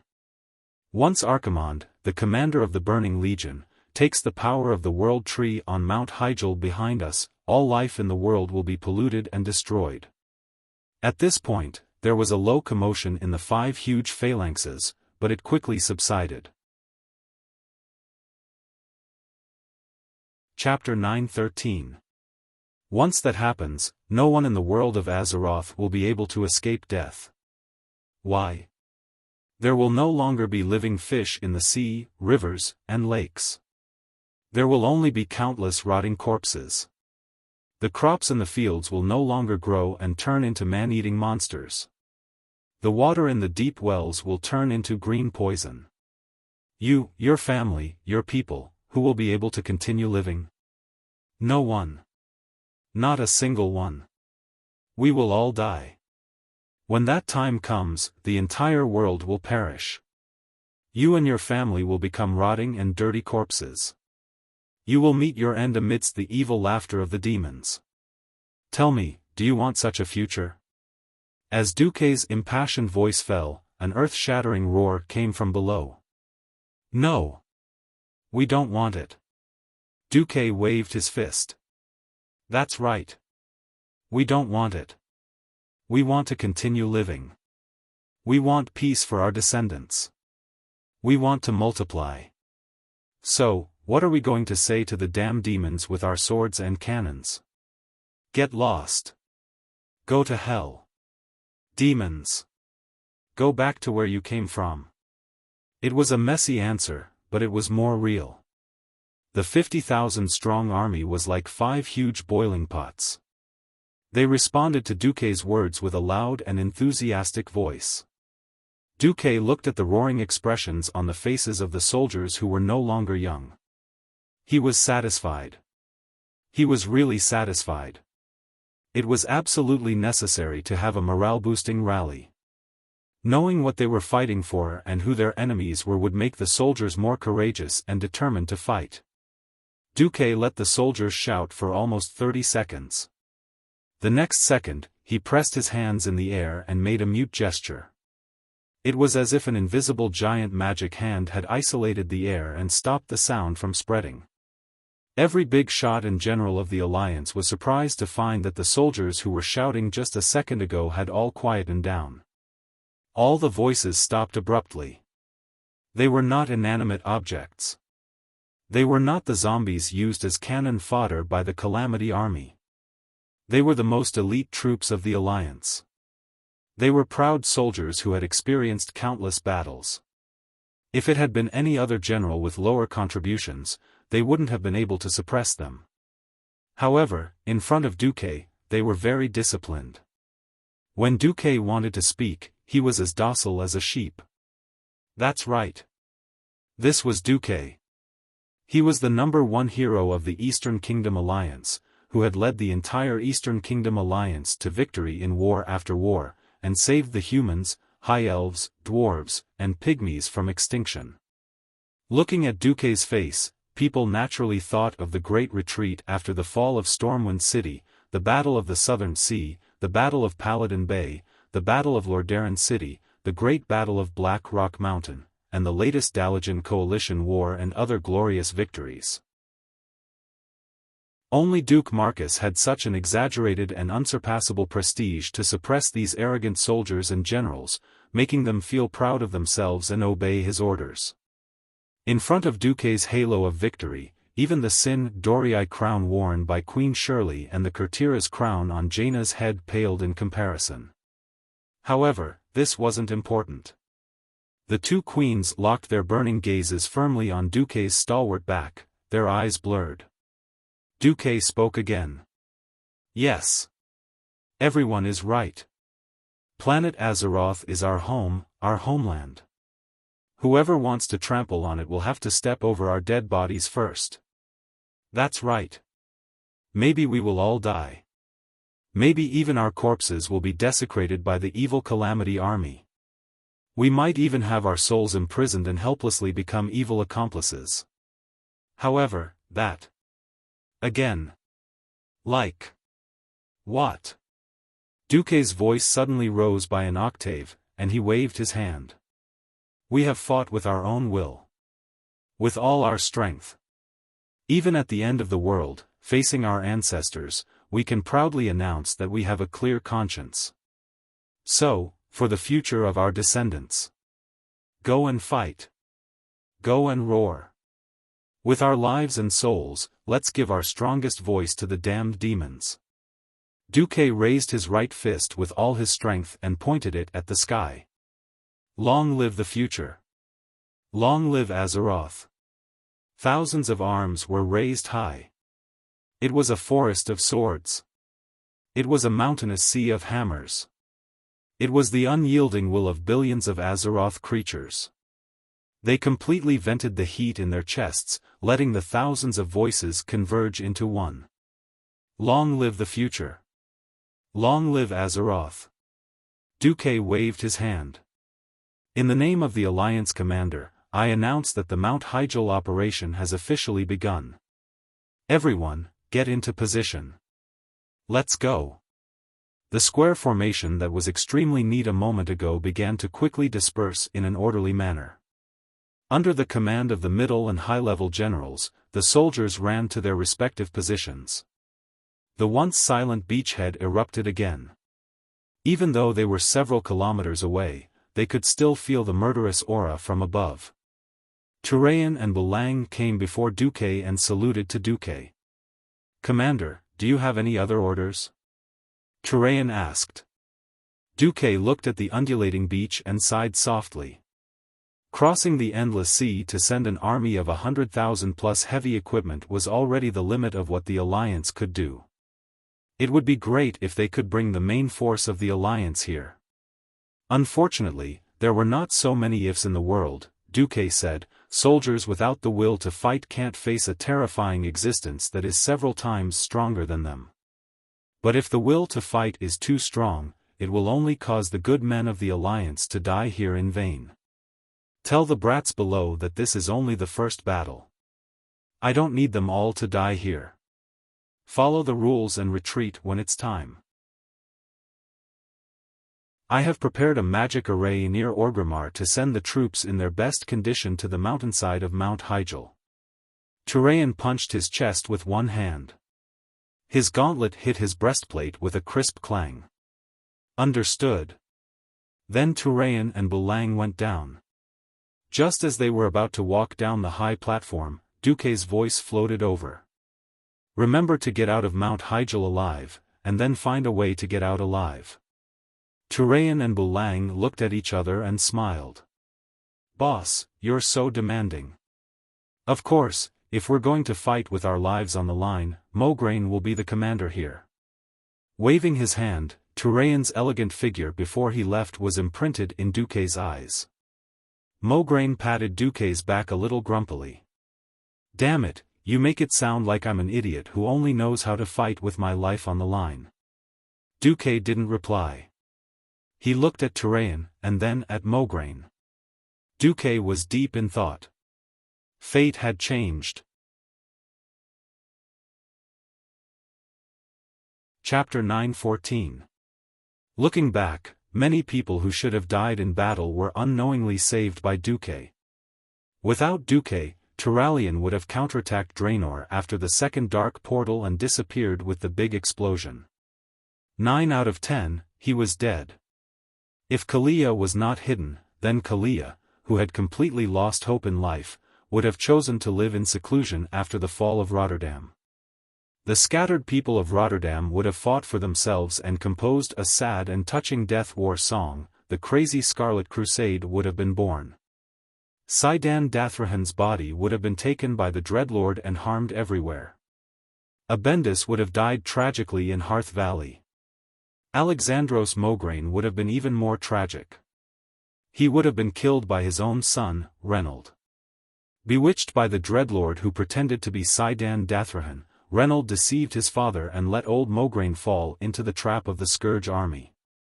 Reynold picked up the Ashbringer and killed his biological father. Although old Mograine was responsible for Reynold's downfall, patricide had always been one of the deepest sorrows since ancient times. There was also Queen Sylvie. At this point in history, she was already a banshee of death. She was bound by Arthas like a dog. Instead of having bright skin and a hardy and proud expression, she could still be alive and kicking by his side. Thinking that this might be the end of the world, Duque let out a long sigh and secretly swore in his heart. "Damn it, Archimonde, you must die." Duke's inadvertent expression of great pressure was seen by the two queens at the same time. Jaina's eyes turned. Just as she was thinking of something, she caught a glimpse of the fireworks pinned to her chest armor. Yes. It was a small white fireworks used for funerals. She deliberately pinned it there to remind her of the vengeance of her father and brother. Jaina pursed her lips. When Sylvanas caught up with Duque, Jaina was still half a step too slow. But, she did not regret it. At this moment, Mount Hyjal had become a huge pre-war construction site. At the foot of the mountain, the elves who were watching felt their hearts aching as they watched the crude orc laborers chopping down the 100-year-old trees with great effort. They used the thick trunks of the trees as the pillars of the huge blockhouses, and sharpened the smaller branches and inserted them into the ground, facing the foot of the mountain, to serve as antlers. One after another, archer towers in the style of orcs rose from the ground. Tall and slender trolls nimbly climbed up the towers. They took a large piece of metal from the goblins and stuffed it outside the arrow tower to act as a shield for themselves. Then, they arranged the javelins provided by the humans in a position that was convenient for them to reach. The spearhead, which was made of fine steel, shone brightly in the dusk. At the mountain pass, the wide ground on both sides was surrounded by wooden stakes and thick ropes. There were signs in all kinds of languages stuck on them, and there were even pictures of goblins scribbled on them. Holding his beloved axe, Bloodhowl, Grom muttered, "Thrall, I don't trust those dwarves at all. Although their skin is also green, look, since noon, those idiots have already blown up more than a dozen of their own people." Thrall patted the shoulder of this senior who had narrowly escaped death. Grom. First, it wasn't the orcs, trolls, or taurens who died. Second, they aren't even afraid of death, so why should we worry for them? Before Sal could finish speaking, there was a loud boom sound. At least half a dozen goblins were blown into the sky and then disintegrated into green and red parts, scattering evenly on the ground within a radius of 100 meters. Then, the nearby goblins all gaped as they watched their companions succeed in courting death as if they were watching fireworks. Some even whistled.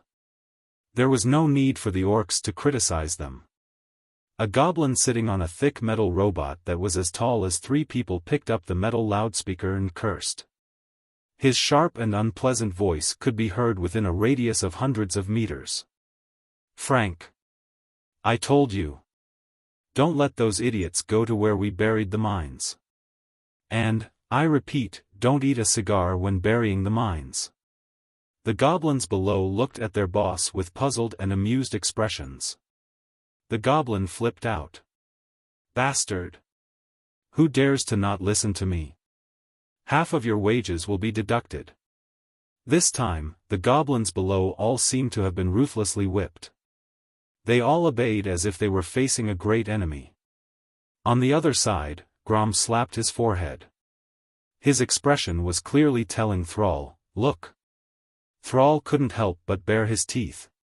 But then he changed the topic. But, if this world has a future, I will consider recruiting goblins into the tribe. Even someone as bold as Grom couldn't help but exclaim in a low voice. Thrall took out 2 axes from the box beside him. One was an incomparably crude stone axe made from sharp stones and thick branches. The other was a steel axe that emitted a cold light. It was obvious that it was a killing weapon. One is what we can make now, and the other is what the humans just gave us. You know what I'm trying to say. Grom was silent. He was most aware of the backwardness of the orcs in the field of forging and metallurgy. In the 10 years of living in the forest of Tirisfal, an axe forged by the dark iron dwarves, even if it had been chipped countless times, was still a treasure in the eyes of the orc soldiers. The most exaggerated thing was that this axe had changed owners for a total of 15 times, and it had never been eliminated. Why? Compared to the stone axes and hammers that were easily broken by humans, the sturdy dwarven products were, of course, more trustworthy. In the end, wasn't this the backwardness of technology? The backwardness of civilization? Backwardness meant being beaten. This was inevitable. Wajin came up and dispelled Grom's last hope with one sentence.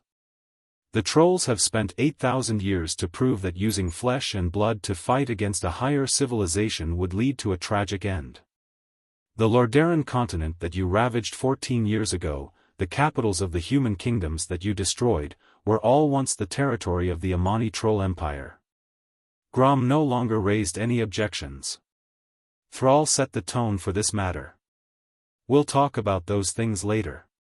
Right now, the Burning Legion is our real enemy. We are not fighting for the Alliance at this moment, but for the survival of the tribe.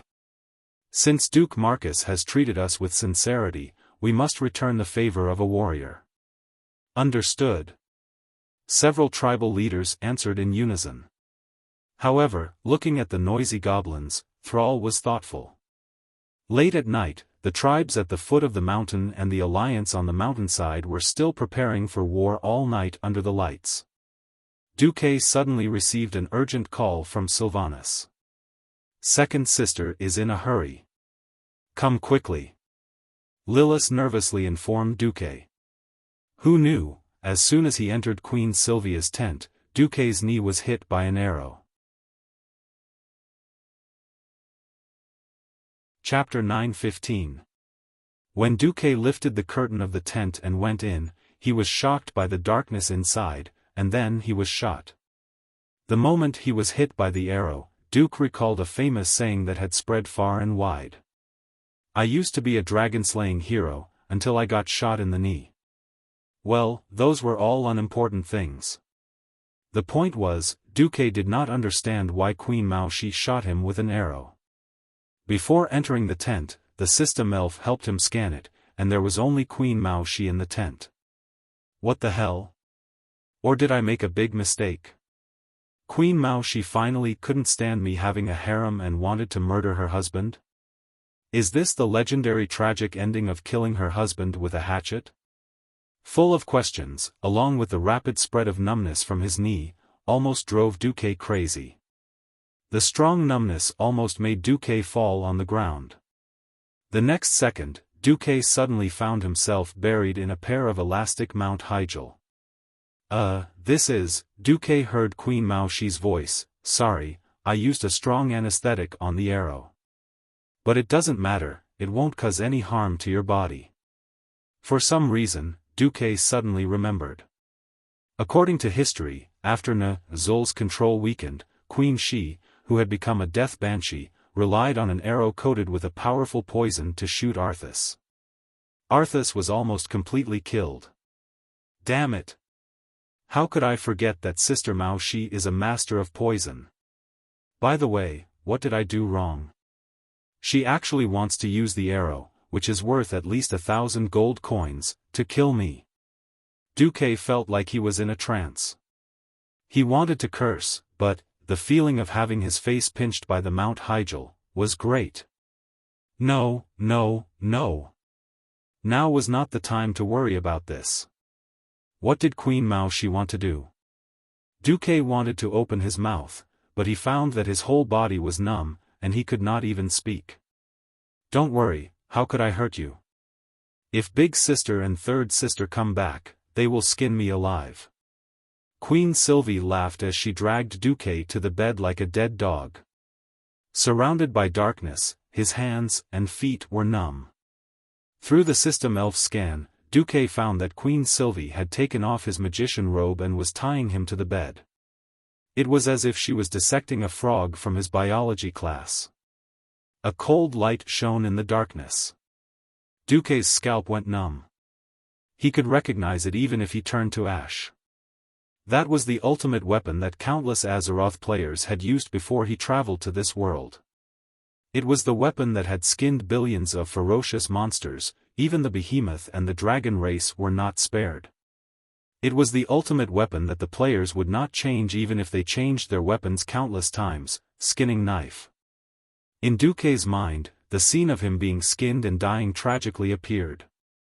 Not good. Guards. Protect the Emperor. Some unruly people want to harm me.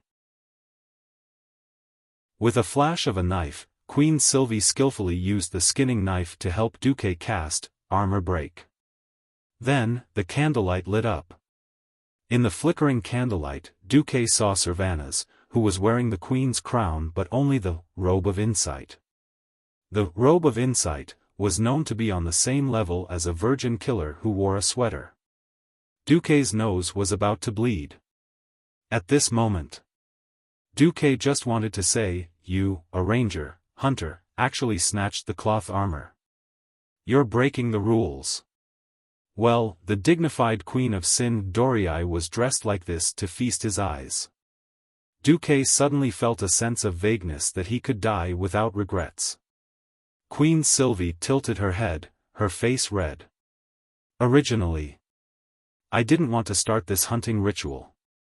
I always thought that you were my prey, and no one could take you away. Speaking of this, Sylvanas sighed. Who would have thought that an Archimond would come out?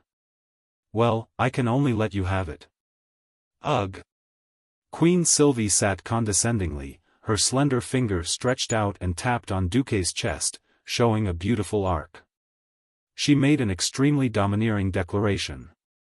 I declare in the name of the Queen of Sin Dorii, Sylvanas Windrunner. You, Duke Marcus, will be my prey for the rest of your life. You are mine. Without my permission, no one can take you away. Until the end of the world. With that, she gently dripped a drop of anti-paralysis potion into Duque's mouth.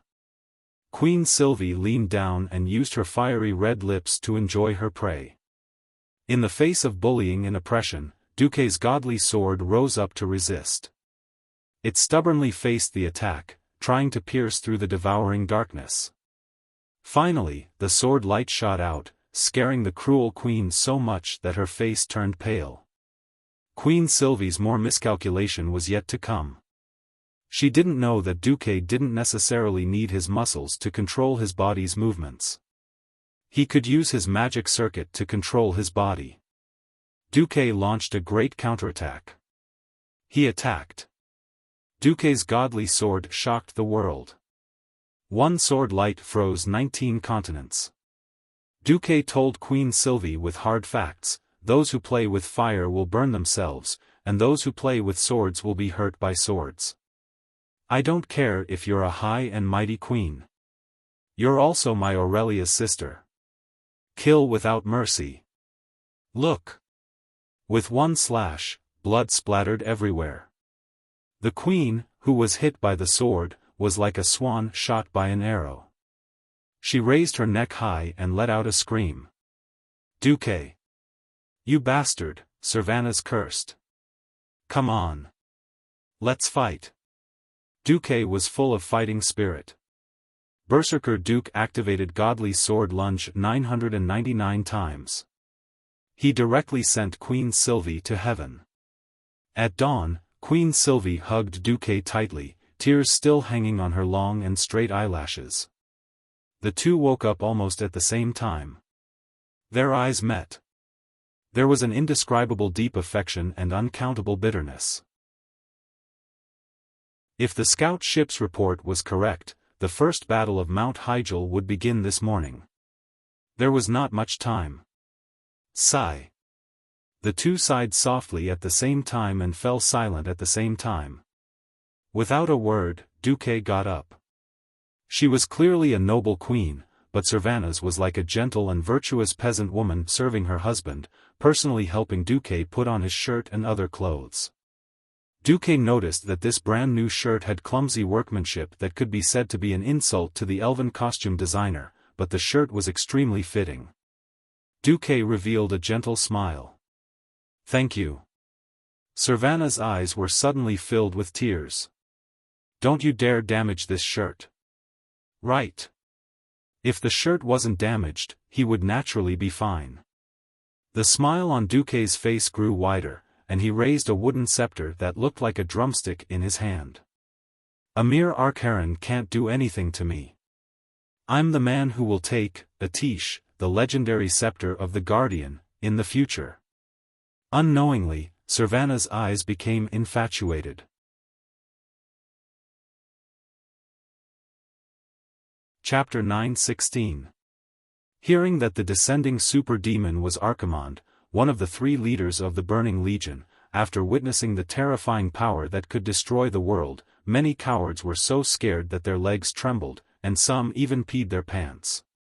Even the bravest warriors crossed the sea and came to this foreign land with the idea of fighting to the death.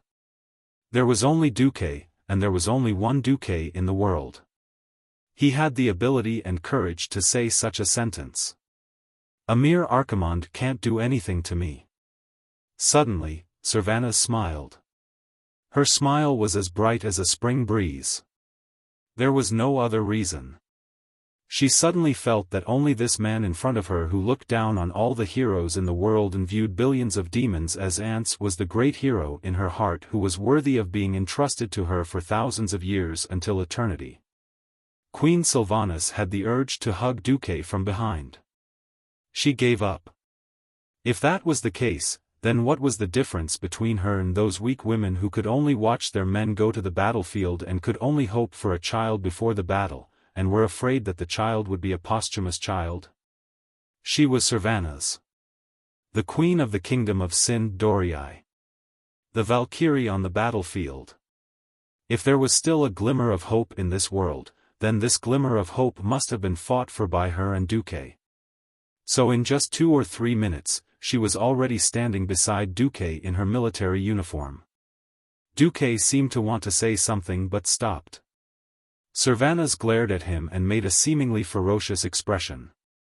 He fiercely spat at Duque and said while gnashing his teeth, "All right, it's my mistake. I'll look for Riadaline to treat her later." Duque rubbed his eyebrows. Most of the alliance had a policy of taking a holiday before a battle, but the night before the battle seemed to be a little bad. Sigh, Duque looked into the distance, which was the east of Azhara's beachhead. As the last unmanned boat anchored offshore and used for detection tilted and sank, Turalian finally gave the order, "Ready." At first, it was just a few inconspicuous bubbles, but soon the sea seemed to be boiling, and there were bubbles everywhere. In the end, it was even connected into a continuous gurgling sound. The first ugly head floated to the surface. In the command post, Turalian could clearly see the monster through his binoculars. Mermaid? He was indeed a merman. Turalian was no stranger to the Murlocs. Even today, there were more than 30,000 Murlocs in the Alliance. They belonged to the Murloc prophet Magar and reported directly to the king of Stormwind, Varian. In fact, everyone knew that for some reason, the mixed legion of Murlocs and Naga had always been loyal to Duque. It was not important. The Murloc in his field of vision was even larger. It didn't look like a fishman at all. It looked more like an adult hippopotamus. It wasn't just one, but thousands upon thousands of fishmen that floated to the surface of the water. They all looked the same. Their teeth that were even sharper and more sinister, as well as their scarlet eyes that exuded an ominous aura, were all telling Turalian that there was something wrong with this vanguard of the Burning Legion. Soon, the Alliance soldiers saw a male Naga that was one size larger. These deep-sea monsters with the same pair of scarlet eyes drove the merfolk towards the shore. In just a few minutes, they had slowly come ashore from the shallows. They were less than 50 meters away from the most front line of the beachhead blockhouse. Fire arrows. Turalian's order was quickly transmitted to the position below through the most primitive loudspeaker.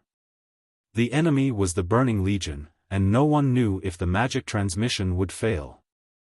The communication method that was so useful in the last battle at the Dark Portal could only be used as a support here. The most primitive communication method was more secure. A narrow fire dragon ignited at the back of the bunkers. The High Elven Rangers had already raised their longbows, and there were burning arrows on their bows.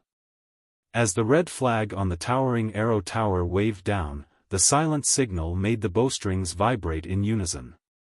The next moment, most of the soldiers on the beachhead saw a fiery red line flying into the sky. The number of this batch of arrows was so small that it couldn't even be called an arrow rain at all. Naturally, the fire arrows caused almost no direct damage, but the expression on Turalian's face did not change at all as he watched the battle from afar. He was waiting for the follow-up effect, and he would see it soon. The fire arrows ignited as soon as they touched the seawater. Of course, the seawater would not burn. What was ignited was the oil that had been dumped into the sea early in the morning. For this battle, the Alliance spent a lot of money to buy more than a dozen ships of crude oil from the goblins who wanted money even in the end of the world. Oil would float on the sea, and if it was before Dubois transmigrated, this would undoubtedly be an ecological disaster.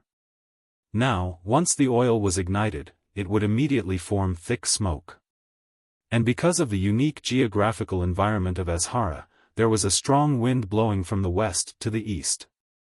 All of a sudden, as long as the Murlocs and Nagas dared to come out of the water, they would all be hit. They would either be wrapped in flames, or choked by the thick smoke and could not open their eyes. For marine creatures, being burned by fire was definitely a very rare thing.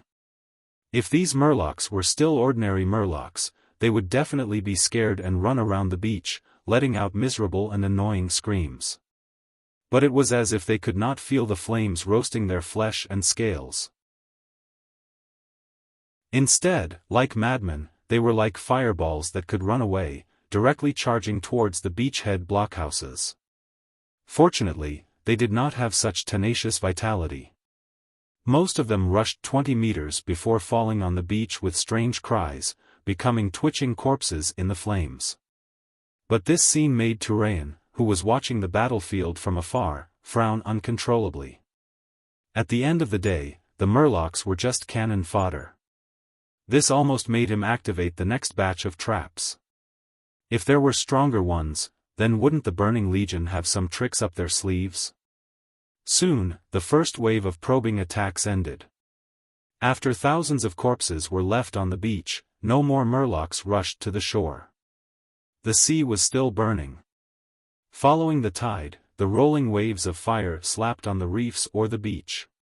Turalian noticed that the sea was still boiling. It had nothing to do with the ignited oil. It was a large number of Murlocs hidden under the water surface blowing bubbles. Immediately, a huge figure rose from the sea, causing the hearts of every Alliance soldier to jump. They were generally more than 6 meters tall, with a slightly horizontal and burly body. Their green skin glistened in the flames, and the huge iron anchors in their hands that were more than 3 meters long were even more shocking. Chapter 9:17. Many slightly petite female Naga with multiple arms appeared on the surface of the sea. They chanted incantations and covered the giants with a layer of armor-like water ripples. They looked more like flame giants stepping out of the sea. Turalian spat on the ground. Damn it! It's the sea giants. It's the Burning Legion again. The sea giants' lifelong duty was to maintain the cleanliness and peace of the ocean. They rarely came to the surface world, preferring to stay at the bottom of the sea alone. They liked being worshipped by the Murlocs, but they were mortal enemies with the Nagas. Legend had it that the sea giants would approach the surface world in search of these Nagas. Normally, it was impossible for the sea giants and the Nagas to get together. Now, it was obvious from the sea giants' violent scarlet eyes that they had been enslaved by the power of the demons.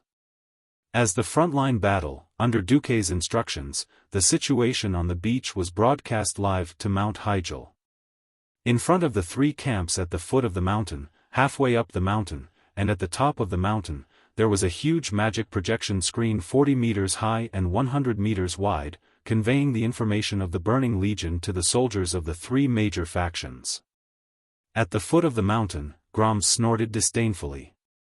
TCH. The Golans are bigger and much more agile than these guys. Sal sighed and had to coax Grom. The Golans won't charge in a group of hundreds or thousands, and there's only one Grom Hellscream in the entire horde. Flattery was a technical skill, and once it was done well, it was quite powerful.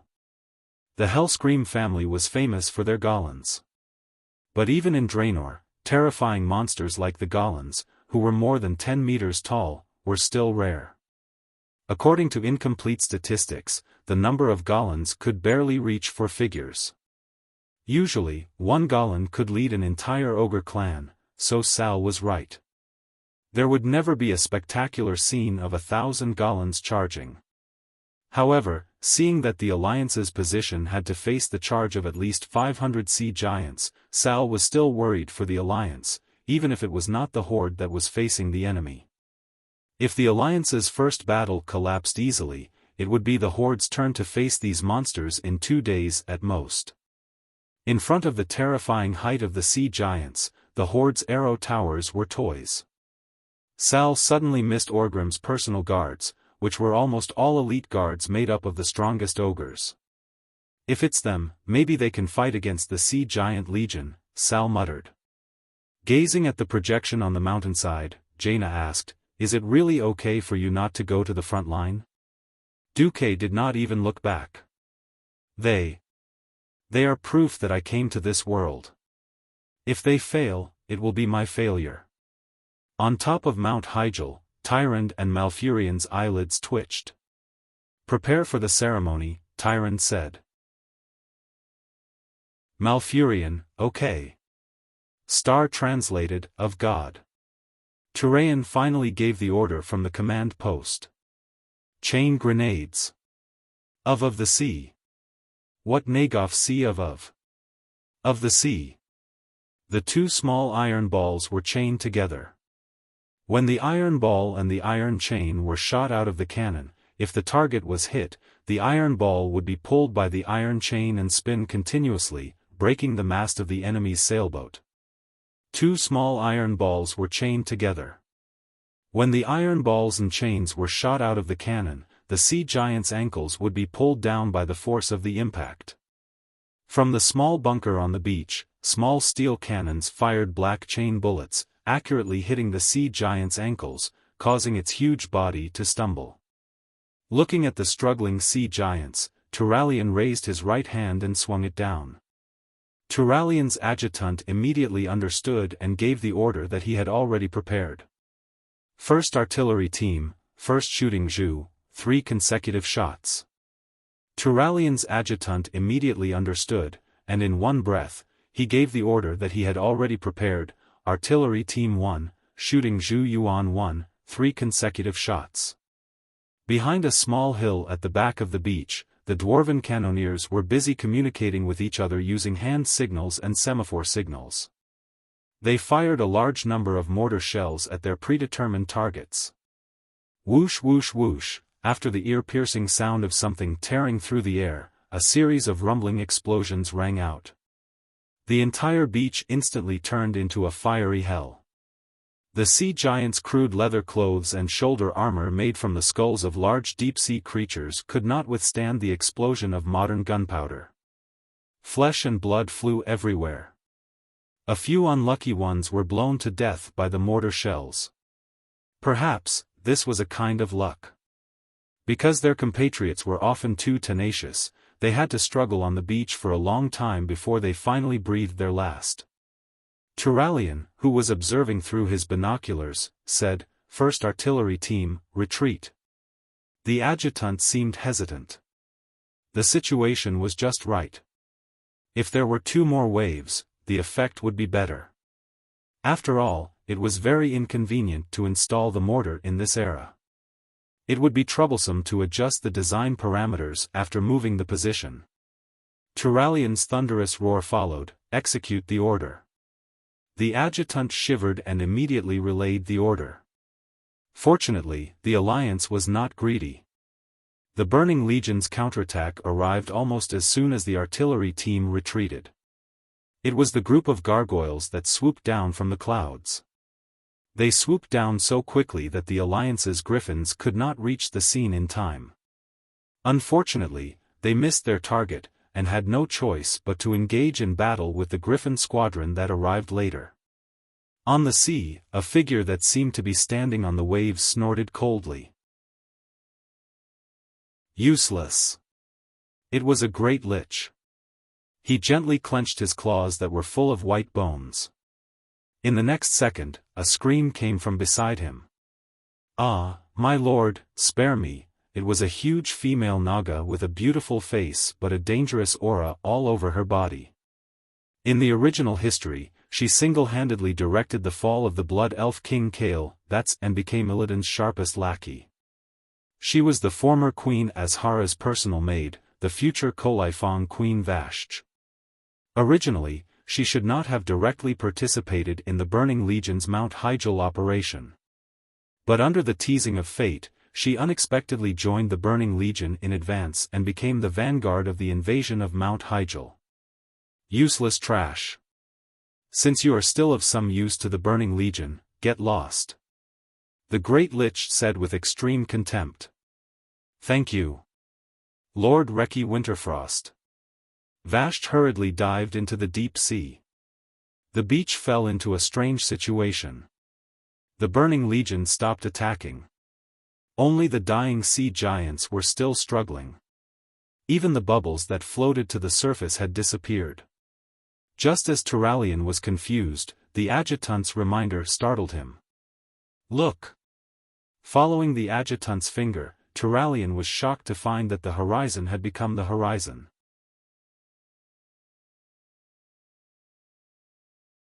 Chapter 9:18. The Alliance soldiers who had just repelled the Burning Legion's first wave of attack were dumbfounded. The sea had turned into land? What was going on? Every soldier felt that their brains were not enough to process the situation. Moreover, the water on the beach suddenly receded, leaving only jagged rocks and gravel exposed in the air in the place that was previously full of water. Turalyon's reaction was still the fastest. Retreat! Retreat! Retreat! All the front-line positions near the coast evacuate. Half of the second-line positions. Don't worry about the equipment. Evacuate the people first. When the emergency evacuation order was given, the entire beach was in an uproar. In this day and age, the dwarves were the best at using cannons. Therefore, most of the people who had set up positions on the beach were dwarves. These guys who had developed horizontally took quick steps with their short legs, retreating from the large preset pipes behind the bunkers along the arrows. In less than 5 minutes, all the Alliance troops within 100 meters of the beach had been evacuated. Only then did everyone see that there seemed to be an additional blue line in front of the horizon that suddenly appeared on the sea. When the commanders used their binoculars to take a closer look, they realized that it was a super tsunami that was enough to completely destroy the entire coastal defense line. Just looking at the terrifying waves that were at least 10 stories high, they felt like their minds were going to collapse. No! Damn it! Continue to retreat. Second line. Turalyon felt like he was going to collapse. Although Duque had told him time and time again to let go of his phenomenal power and put the most terrifying situation on the Burning Legion, who would have thought that the Burning Legion was not playing a landing battle, nor did they pull a few hundred ships over, but directly using a huge island to crash over? Ever since Thoradin the Great established the Arathar Empire, there had never been a military academy that taught commanders to be careful of an entire island crashing into them during a beach defense battle. Suddenly, Duque's voice was transmitted through magic to the command post. The third line of defense is also evacuating. The fourth line of defense is evacuating at 1, 3, 6, and 7 o'clock. The rest of the troops on the high ground do not move. Give up after evacuating the 3rd, 5th, 8th, and 11th passageways. They will be flooded, so there is no need. The 2nd Dwarf Steam Tank Regiment is ready to counterattack. Listen to the order to enter the tank trench in 5 minutes. Don't worry about the water, the tank is there. 3rd, 4th, and 5th Artillery Squads, prepare to advance slowly into the barrage. Fire at A3, B7, and C4. All Griffins, move out. Crane wing formation at the front, and one-line snake formation at the back. No one understood how Duque came to this conclusion. To be honest, it was a big taboo to command beyond one's rank. It would affect the prestige of the commander on the spot. However, in the face of such an earth-shattering attack, protecting the troops was their top priority. If the adjutants were to hurriedly transmit the general order to their subordinates, then the orderly evacuation would become incomparably chaotic. My apologies. Turalian bowed to the mirror image of Duque. It's not your fault. Asking a human commander to command a cannon system that the dwarves have yet to fully understand is too difficult. I will write an artillery command manual for the Alliance, Duque said calmly. As for Duke, Turalian was in awe. During the 10 years of Duque's disappearance, the military of various countries had focused on studying Duque's battle examples. They had pessimistically discovered that Duque's various war inventions, tactics, and tactical ideas were at least 50 years ahead of the entire Eastern Kingdom. If it were not for Duque's sudden appearance, early unification, and various tactical strategies that were still considered exaggerated to this day, the Alliance would have paid the price of at least 500,000 soldiers dying in battle, and 3 million civilians perishing. Of course, none of the military bigwigs thought that it was the work of a transmigrator. Most of them thought that it was just a whimsical idea of the mysterious pharaoh. 10 minutes later, when most of the troops had successfully evacuated, the monstrous wave finally slammed into the shore with the momentum of God's hand slapping down on the mortal world. The sand and stones on the shore flew into the sky. The corpse of the deep-sea giant, which weighed more than 10 tons, and the small bunkers on the shore that could only accommodate 2 dwarves and a small cannon were all thrown into the sky like toys thrown aside by a naughty child. Even the headquarters of the Alliance, which was a full 5 kilometers away from the beach, could clearly feel the strong vibration. The entire wooden house in the kitchen outside the headquarters, which was built with wooden planks, was creaking as if it was under unimaginable pressure. Its wooden walls, floor, doors, and windows were all trembling as if they would fall apart at any moment. The ingredients on the wooden table and the chopping board were like freshly cooked popcorn, bouncing up and falling to the ground with a bang, bang, bang. Turalian and the other commanders were suddenly extremely glad that their own headquarters was made of reinforced concrete. Although in Duque's opinion, the cement made of brittle, low-quality steel and volcanic ash was simply substandard, it was really many times better than the wooden house that was like tofu dregs. Previously, there were people who complained about the smell of cement and limestone in the command post, but now, everyone could only feel lucky. Finally, the huge island that was like a continent where the Burning Legion was located appeared in front of everyone. Whether it was the Alliance by the beach of Azhara or the bigwigs of various races who were watching the live broadcast on Mount Hyjal, all of them were dumbfounded. That was a zombie tide that was calculated in the millions. At the end of the dark, almost endless sea of zombies, which could only be seen with high-powered binoculars, a large number of Burning Legion demons that were more than 5 meters tall were ready to go. Fortunately, all of them were veterans, and fortunately, Duque's precise command of the trench had allowed the Alliance to avoid more than 90% of the losses. Otherwise, panic would have erupted uncontrollably at this time. Duque pondered for a moment. Turayan, Bulang, I'll leave this to you. The two replied in unison, yes. Less than half a minute after Duque's image disappeared, an earth-shattering cannon suddenly sounded. Listening to the sharp whistling sound coming from the sky, the commander of the Burning Legion on the huge floating island, Reki Winterfrost, showed a puzzled expression. Unlike the Liches who were loyal to the Lich King, Reki Winterfrost was the most fanatical follower of the Burning Legion. His powerful magic power and cruel demonic spells made him a capable subordinate under Kill Jaden. Originally, Reki Winterfrost should have first appeared during the siege of Hearth Valley, but history was greatly skewed. In this life, he had not appeared at the front line at all until today. Due to his hatred for the Calamity Army and his loyalty to the Burning Legion, he quickly became another Archimonde's vanguard general after the Archimonde's arrival. Chapter 919. To be honest, Archimonde looked down on the combat power of the Scourge Legion. In the eyes of the commander of the Burning Legion, zombies and ghouls were broken toys that weren't even as good as dolls. However, Reki Winterfrost persuaded Archimonde with a reason. Honorable Sir, the humans and orcs defending Mount Hyjal are as weak as these zombies. If Sir goes down personally, you probably won't enjoy the battle. Archimonde had never been afraid of godlike enemies.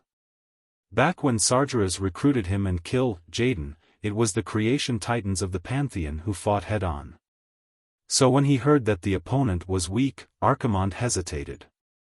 That was because many of the demon legions had been pulled to the outer defense circle of Azeroth by Kill Jaden to attract the dragon aspect. He didn't have many direct demons on his side. With that in mind, he agreed. Reki, I'll leave the task of cleaning up the trash to you. Don't call me before the enemy powerhouse comes out. But now, Reki Winterfrost felt that he might have let him down. That was because he and his men were going to face the most insane cannon of this era. Before Duque was sent flying into the void, Duque had proposed the theory of rifling to the dwarves and gnomes. Only by adding rifling to the barrel of the cannon could the cannonball have a stable trajectory, and the cannonball that was fired could be controlled. Otherwise, in this era where muzzle-loading cannons were rampant, even the best gunner wouldn't be able to predict where the cannonball would land after it had flown 2 kilometers. A gunner with an error of 100 meters was already considered a godlike gunner. In Duque's opinion, without sufficient industrial foundation, it would be impossible to cast a cannon that could fire a cannonball 5 kilometers away. After all, this involved a lot of things such as steel quality, lathe accuracy, and a series of things that were considered black technology in this era. The funny thing was that Duque had once again underestimated the abilities of the dwarves and gnomes. The gnomes never lacked ideas, but they lacked reliable ideas. Duque's successful experience on Earth had been proven and refined countless times. To the gnomes, this was simply the will of God. In the eyes of Gerben and other master craftsmen, Duque could find the path to success without failure. Duque was the true god of craftsmanship. Since it was the work of God, how could the gnomes not complete it with their lives? Maybe one day, Duque would be in a good mood and suddenly think of how to clean the radiation in the gnomes' hometown, gnomes would be saved. So, the quality of the steel would explode? Then I'll just make the barrel thicker and bigger, will that do? Would it explode after a few shots? My worst-case scenario is that the barrel would only be used once. You want high-precision rifling? Look at my gnome godly technique, tie a rope to the cannon's chamber and carve out a perfect rifling with my bare hands using a hammer and chisel. The result was the 36, lesser Duke cannons, that were placed on Azhara's beach. The diameter of the barrel was 800 millimeters, and it was 10 meters long. When the cannon was unfolded and fixed, it was 28 meters long, 5 meters tall, and weighed 288 tons when it was in combat mode. It sounded like the caliber was much smaller than the small steel cannon that sent countless orcs to hell during the Battle of Blackrock Mountain 13 years ago. But if one considered that the range of the little Duque cannon was more than 4 times that of the small steel cannon, with a maximum range of more than 10 kilometers, any commander with a brain would know that the military value of the little Duque cannon was an epoch-making product. If it wasn't for the equally unscrupulous Mage Dalaran who had developed the upgraded military magic, defensive cannon shell, specifically for the Mage Tower in the past 10 years, using defensive arrow as the blueprint, perhaps the gnomes would have had the strength to conquer the world. But I digressed. Such a huge object had encountered great difficulties in assembling, transporting, and shooting tests. But in order to save the world, the gnome craftsmen had assembled 36 little Duque cannons within 3 days. When a shell weighed more than 3 tons, and the dwarven secret chamber guards had to use Avatar to turn into small giants to load the shell, one could imagine how powerful the explosion would be. The huge floating island, which was already at the edge of the beach, produced an endless and terrible storm. First, there was a strong explosion that shook the mountains. At the front edge of the floating island, not to mention the zombies at the landing point, even the thinner edges of the island were directly blown up, causing the terrifying effect of the island sinking. Everything within the range of the shell disintegrated. Whether it was an elite ghoul with a body as hard as steel, a gargoyle made of solid obsidian, or a bone dragon with incomparably thick bones, they all turned into countless pieces like butterflies in a storm. The cannonball exploded and sputtered metal shrapnel, easily shredding all the nearby existences into pieces. Even the zombies 300 meters away were blown away. Even the undead monster, Abomination, which weighed more than 5 tons and was sewn together from a large number of corpses, was blown away by the strong wind and rolled to who knows where. What's going on? Who can tell me what's going on? Reki Wintry was furious in the Soul Connection network. It seems to be a human cannon, a low-level lich replied. Bullsh *T. Of course I know about cannons. How can they shoot so far? Under such a terrible attack, even the Calamity Army, which was claimed to have absolutely no problem with morale, could not help but fall into chaos. 5 minutes passed quickly. The sky was filled with that terrible whistling sound again. This time, Reki Wintry chose to let the liches cast a spell and set up a huge magic barrier.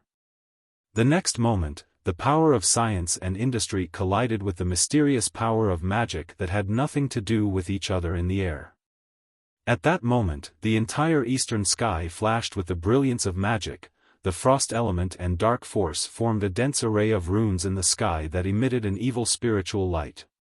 These runes formed a huge shield, resisting the kinetic energy of the huge shell. Originally, this overlapping grayish-black shield seemed to be able to resist these shells. However, when the first shell was detonated by magic in mid-air, the entire magic shield suddenly cracked. Countless magic runes exploded in mid-air, and this destruction immediately spread in all directions. The protective shield, which was constructed with the magic power of Reki Winterfrost and the other liches, could only withstand 12 super cannonballs before collapsing. As a result, 24 shells fell closer to the center of the island. It was as if there was a moment of delay before the destructive shock wave swept across the entire front of the island.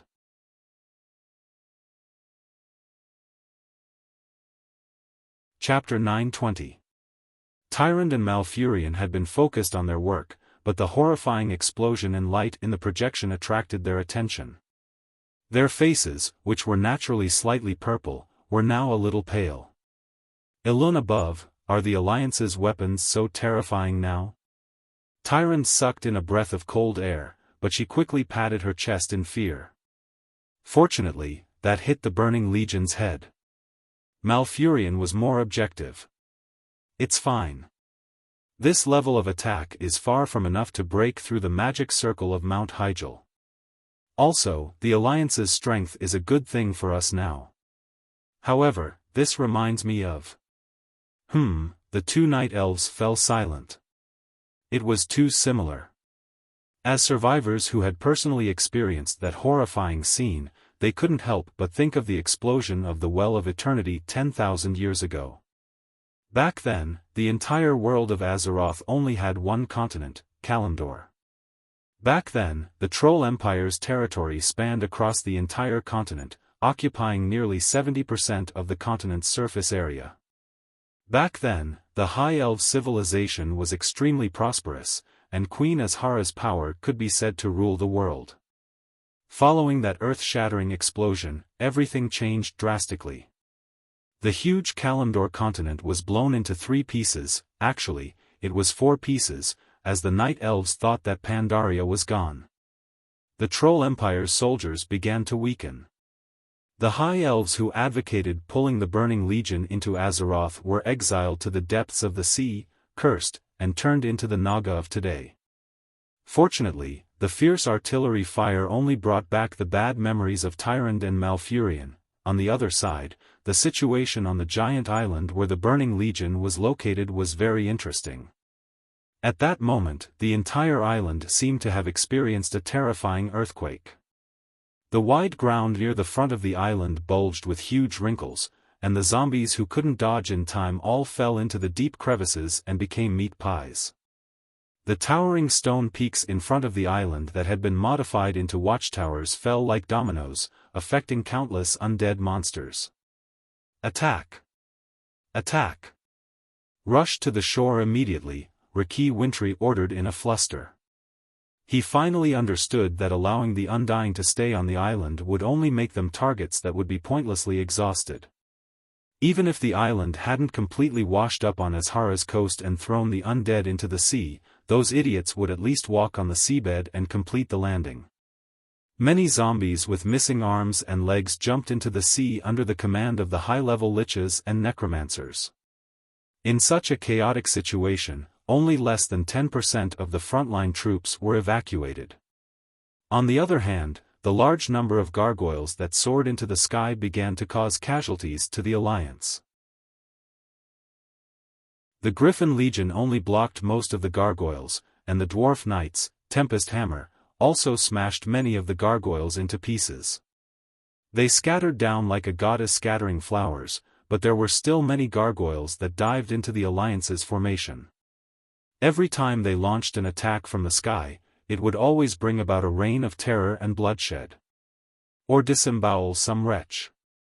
Or he would bring someone even more pitiful into the air and then drop them down from a high place, smashing them into minced meat.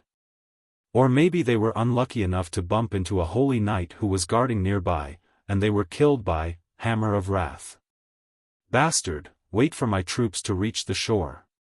Lich Reki thought maliciously. At this moment, a large number of undead creatures surged onto the shore like a tide. The dwarf steam tanks that had just rushed into the pre-built trenches began to fire. Fire! Fire! They are antiques from 13 years ago anyway. Let them unleash their last bit of heat. Fire with all your strength, don't be afraid of blowing up. Bulang commanded loudly, and his thunderous roar spread throughout the front line. The old dwarf steam tanks still used the old rifled mortars. The barrels were thick, and the shots were close, but the power was still there. Especially since it was the heroic weapon that ended the second battle of the Dark Portal, making this place the final home of this batch of tanks seemed to have added a special layer of meaning. The dwarf cannoneers were sweating profusely as they loaded the cannonballs and fired with the efficiency of the barrels. When these experienced cannoneers realized that the barrels were overheating, they immediately abandoned the tanks and ran away. With their short legs, they climbed onto the pre-prepared mining carts that were placed on the narrow iron rails, shook the levers, and started the human-powered mining carts to run away. Reki Winterfrost was almost mad with anger. He had lost 30% of his million-strong undead army before they even engaged the enemy. Because they fell into the sea, were washed away by the tides, and were suppressed by the floating islands, he lost another 10%.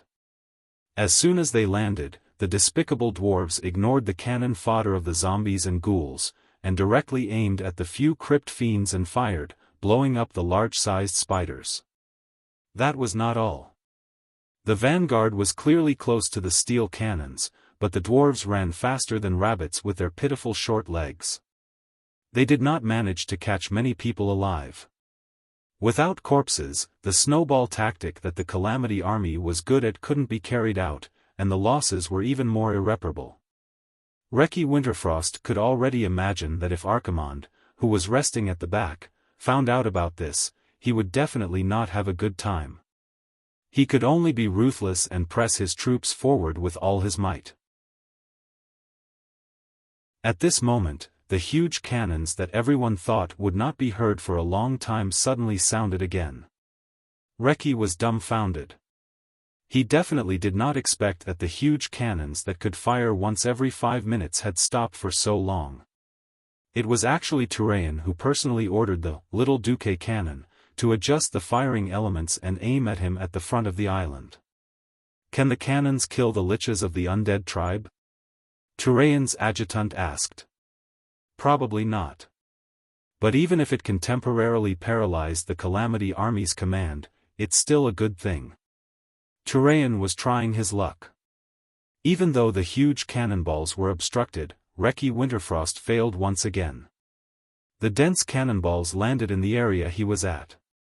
Even though he was a powerful Radiant Moon Lich, he was pushed into the rubble of a collapsed stone pillar with a muffled groan. His personal guards were in chaos. As the Death Knights were not afraid of physical attacks, they did not suffer much damage, but they still staggered from side to side.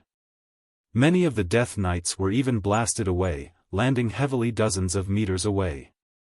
Through the binoculars, he saw a figure surrounded by white frost elements once again stand up amidst the dust. Turayan gritted his teeth in hatred. If I use Quell Zalim to stab him. Turayan thought without malice. At this moment, a flash of light suddenly appeared behind Reki Winterfrost. Before anyone could react, a thin golden sword had already pierced through Reki Winterfrost's chest from behind.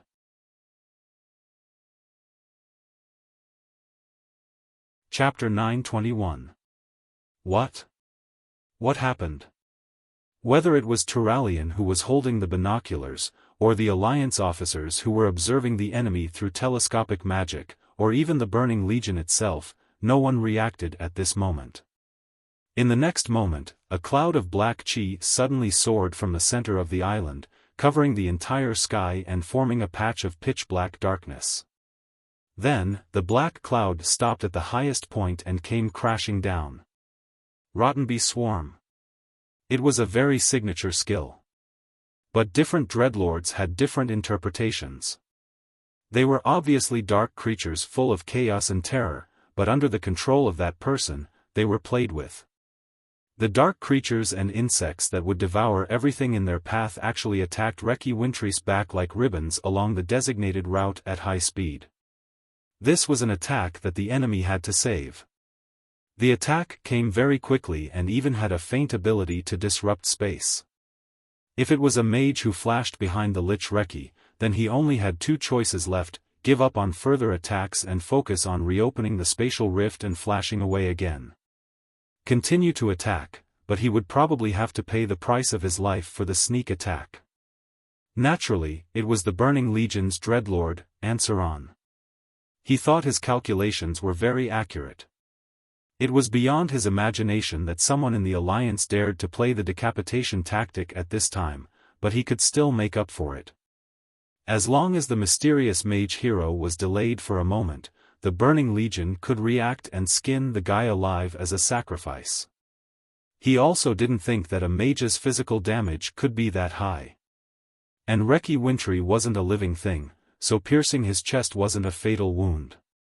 Although Ansaron looked down on Reki Winterfrost, he still had to admit that this lich had some skill. No matter how weak he was, he should be able to fight back. Ansaron was wrong. Reki Winterfrost really didn't react at all. Damn it! Even a pig would cry out when it was stabbed by a sword. This guy. Ansaran could never have imagined that the sneak attack turned out to be Duque, the supreme commander of the Alliance. Ever since Duque tricked Arthas once, he had become addicted to the thrill of selling swords with one hand and crafting staffs with the other. As a warrior who was afraid to die of having his soul captured, Duque certainly would not go down personally to backstab him. The divine artifact in the hands of his clone, which had gathered 80% of his power, was the real deal. With the insane buff from the semi-divine artifact, Obsidian Queen, a normal arcane spell, speed reduction, became more than 10 times stronger.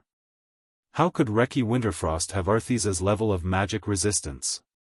Moreover, this lich had just used up all of his magic power to resist the cannonball, and the magic circuit constructed by the power of darkness became chaotic. As a result, the deceleration spell that Duque's doppelganger cast on him not only slowed down his movement and reaction speed, but also reduced his thinking speed to 1/10 of its usual speed. He had turned this guy into a temporary retard. After restraining was done, it was naturally time to sell the sword. Ansaran's reaction was too fast, and he did not give Duque's doppelganger a chance to land the killing blow. In the blink of an eye, Duque's doppelganger was swallowed by the dark worms. That was not important. It had already completed its mission. Before it was destroyed, it pulled out the divine artifact thin sword that was stabbed into the lich's chest and threw it out together with the staff in its left hand. The next moment, 2 new doppelgangers appeared. One took a divine artifact and gave Reki Winterfrost the final blow.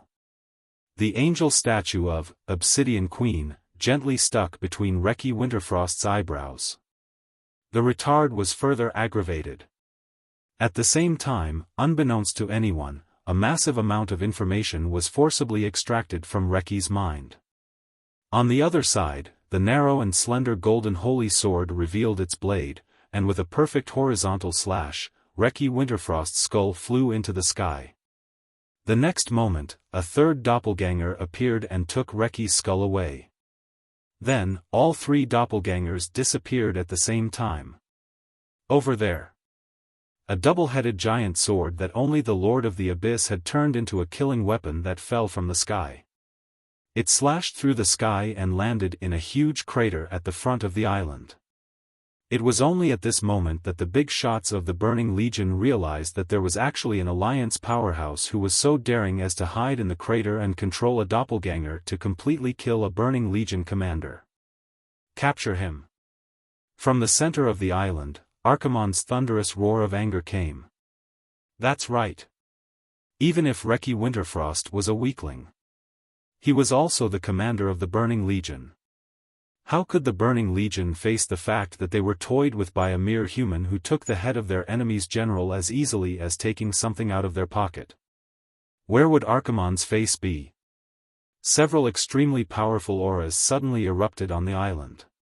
Huge figures mixed with powerful auras rushed toward the crater, and even the surrounding space began to distort. In the command post of the Beach Alliance, after seeing the iconic staff and golden holy sword through the binoculars, how could Turayan not know that it was Duque who claimed not to interfere with command who took the lead to kill the enemy's commander? Turayan was so scared that he dropped the binoculars. If Duque was blocked on the island and beaten to death, the Alliance would really suffer a great loss if a commander was replaced by a small commander. However, with a burst of arrogant ha ha ha ha laughter, Duque, who seemed to be unable to escape, actually flashed out from the only crack in space just before the space barrier completely closed.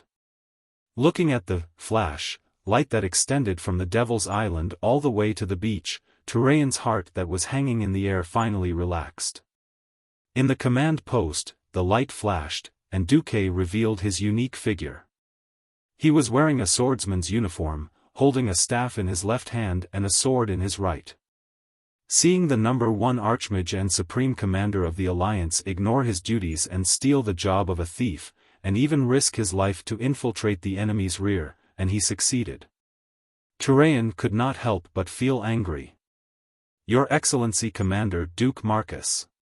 Please conduct yourself with dignity. The entire command post echoed with Turayan's roar, which sounded like a remonstrance but was actually a curse. Duque's cheeks twitched from the scolding, and he quickly changed the topic. Let's not talk about anything else.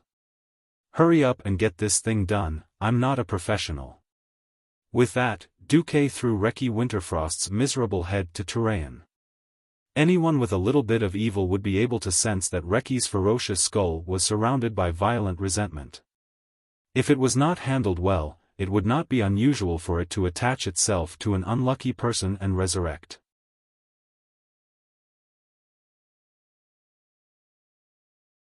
Chapter 922. From Duque's point of view, Reki was a famous boss and frontline commander of the Burning Legion, so Turayan should treat him with caution. Who knew? Turayan angrily pulled out his sword from behind, and with a flash of golden holy light, he directly chopped off Reki's head. It was simple and violent, just like how some people on the beach like to play in summer with a baseball bat while blindfolded. He really didn't want to look at it. Turayan's anger had yet to subside. Duque. I've always respected you, even if you're younger than me. Your maturity and foresight have always been a role model for me to learn from. In the 10 years that you've been missing, I've studied every single one of your battles no less than 50 times. But, at this critical moment of the world's survival, how can you be so reckless? Duque was scared stiff. Turayan immediately put Quell Zerum back into the giant scabbard on his back, and then he strode forward. I admit that you're a rare wise and strong person in the world, but please consider our feelings. If you're a guardian, and this is something that can be solved by a guardian, we'll just stay behind and support you. But this isn't. This is a terrifying event that requires the cooperation of every force in the world of Azeroth to resist. In order to deal with the Archerons, each of us even have to endure the nausea and become allies with those green-skinned monsters who have been fighting with us for 15 years. Turayan was so agitated that the arteries and veins on both sides of his neck swelled, as if 2 detonators were stuffed into them. I'm sorry. I didn't consider the overall situation. Duque realized that he was still slightly impulsive. Although under the system's calculations, he was definitely in danger, but he did not consider the feelings of the others in the Alliance. Most of the paladins were extremely principled people. Since Duque had apologized, Turayan's anger came and went quickly, and his emotions calmed down. The Alliance will never lack brave people who charge into death and despair, but what the Alliance lacks is a wise person who can lead everyone to victory. Duque, in your personal domain, none of us will ask. But when it comes to the future of the world, please consider it carefully. Got it. Duque could only sigh. All right. After Duque was taught a righteous lesson like a grandson, the bastard Turalian actually had the nerve to stick close to Duque and openly pretend to be sneaky. He asked with a volume that could be heard by the entire command post, all right, for the sake of righteousness, I have to remind you. But in private, can you tell me what you've gained from taking such a huge risk? Duque's face was full of embarrassment. He finally understood. Turayan would have to remonstrate with him. The alliance without Duque and the alliance with Duque were not on the same level. For the sake of the future of the alliance, Turalian, as the deputy commander of the alliance, not just in name, had to warn Duque. In private, taking the head of the enemy's general amidst thousands of soldiers and horses was the ultimate dream of every martial artist. Moreover, that was an enemy of the Burning Legion. If anyone managed to do it in private, it would be enough for them to brag about it in the tavern for the rest of their lives. So on the surface, all the generals in the command post advised Duque to behave himself. But in the end, all of their eyes were full of envy, jealousy, and hatred. You're all dirty. Duque pretended to be angry and then ordered, all right, in order to prevent the Alliance's warriors from making unnecessary sacrifices, start the retreat plan. For a moment, the entire command post was filled with a faint celebratory atmosphere. Why build a beachhead? Knowing the enemy's ultimate goal, why would they come to a place that was easy to attack and hard to defend instead of defending a dangerous place? Wasn't it just to test the Burning Legion's military strength and arrangements? On the other hand, if the goal was already achieved, why would they still use human lives to fill it up?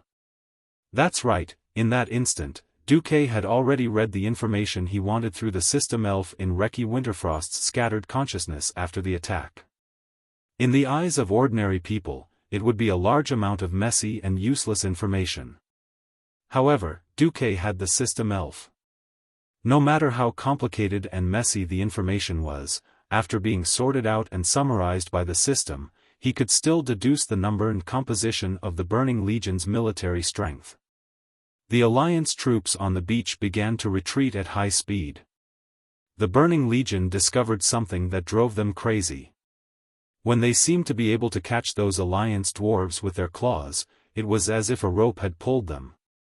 In the blink of an eye, they had already run to a distance that required magic to hit.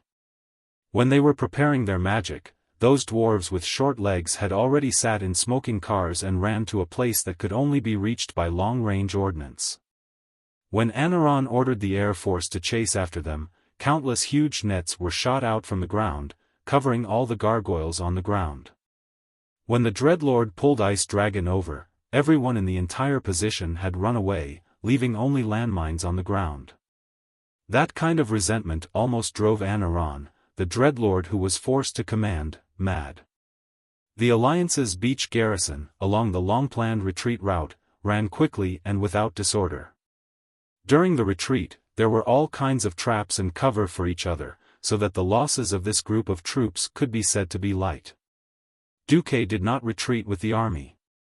He followed the road that Azhara took to Grey Valley and entered the forest at high speed. He immediately noticed that Sylvanas was the first to come up to him. He almost thought that Queen Sylvanas was going to teach him a lesson like Tyraean, but the next scene made him speechless. Queen Sylvanas entered, a very nonsensical acting mode. She gently covered her abdomen. "Ah! My poor little Duke, who is rumored to be a posthumous child, do you know? Your dad probably just lost his life because he went to the demons to show off, leaving us orphans and widows." Duque's facial muscles were almost out of control. Forget about pretending to be pitiful. What the hell was the legendary posthumous child? There were too many things to complain about, right? If Queen Sylvanas was not a cabbage that he had slept with, Duque would have wanted to kill her. Duque could only put his hands on his hips and said helplessly, "Well, if your man is a bureaucrat who only stays in the safety of the rear command post and gives orders to the frontline soldiers," Queen Sylvanas' face turned cold, and immediately became cold. "Humph. Who is that guy? I don't know him." All right. Was this the right kind of dictatorship and personal heroism again? Duque said helplessly, "Well, I swear I won't do this next time." Queen Sylvanas leaned over and gave Duque a warm hug. Then she blinked her sly eyes and said solemnly, "No, what I want to say is, next time you do this, please be sure to take me with you."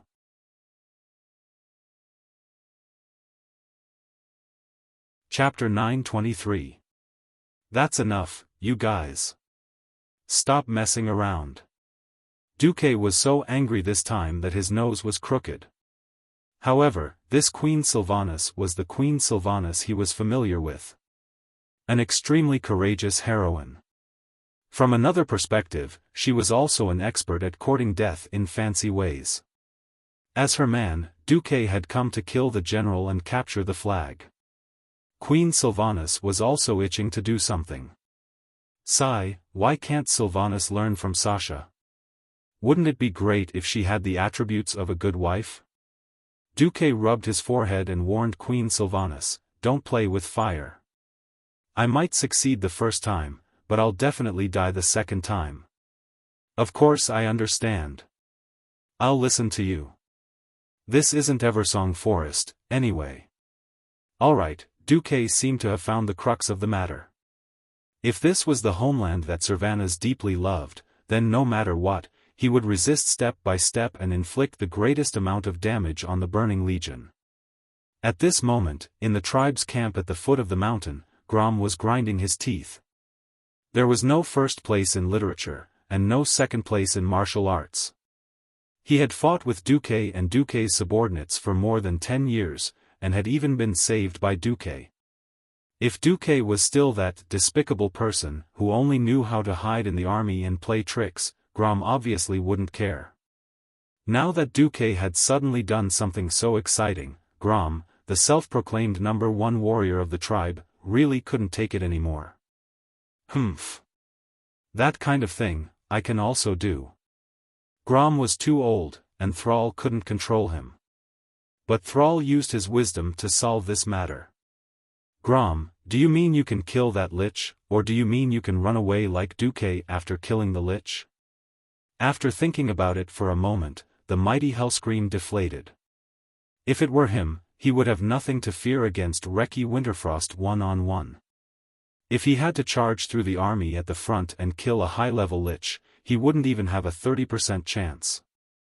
Don't even think about coming back after you go. For example, a strength-type hero like him would always advance without retreat.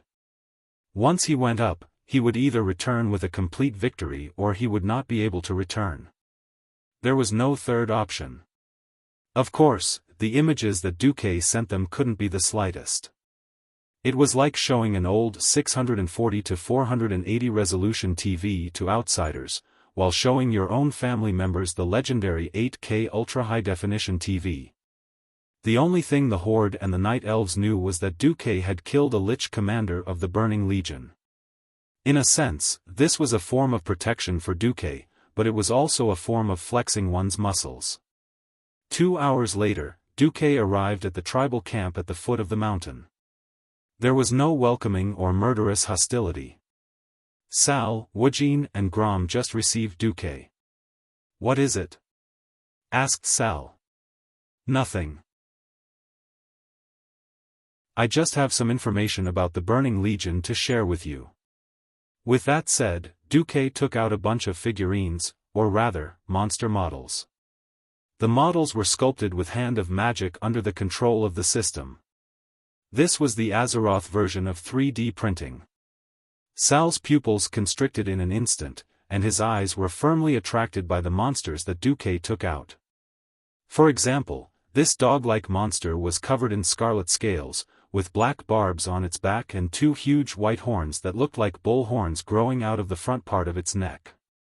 The edge of its hideous mouth, which looked a bit like a bird's beak, was full of sharp, jagged teeth. But when Sal reached out and touched the monster, a 1/1 projection that floated in midair and slowly rotated clockwise suddenly appeared. When the projection first appeared, all the orcs present were shocked. Brock almost drew his axe and was about to chop the monster. "This is..."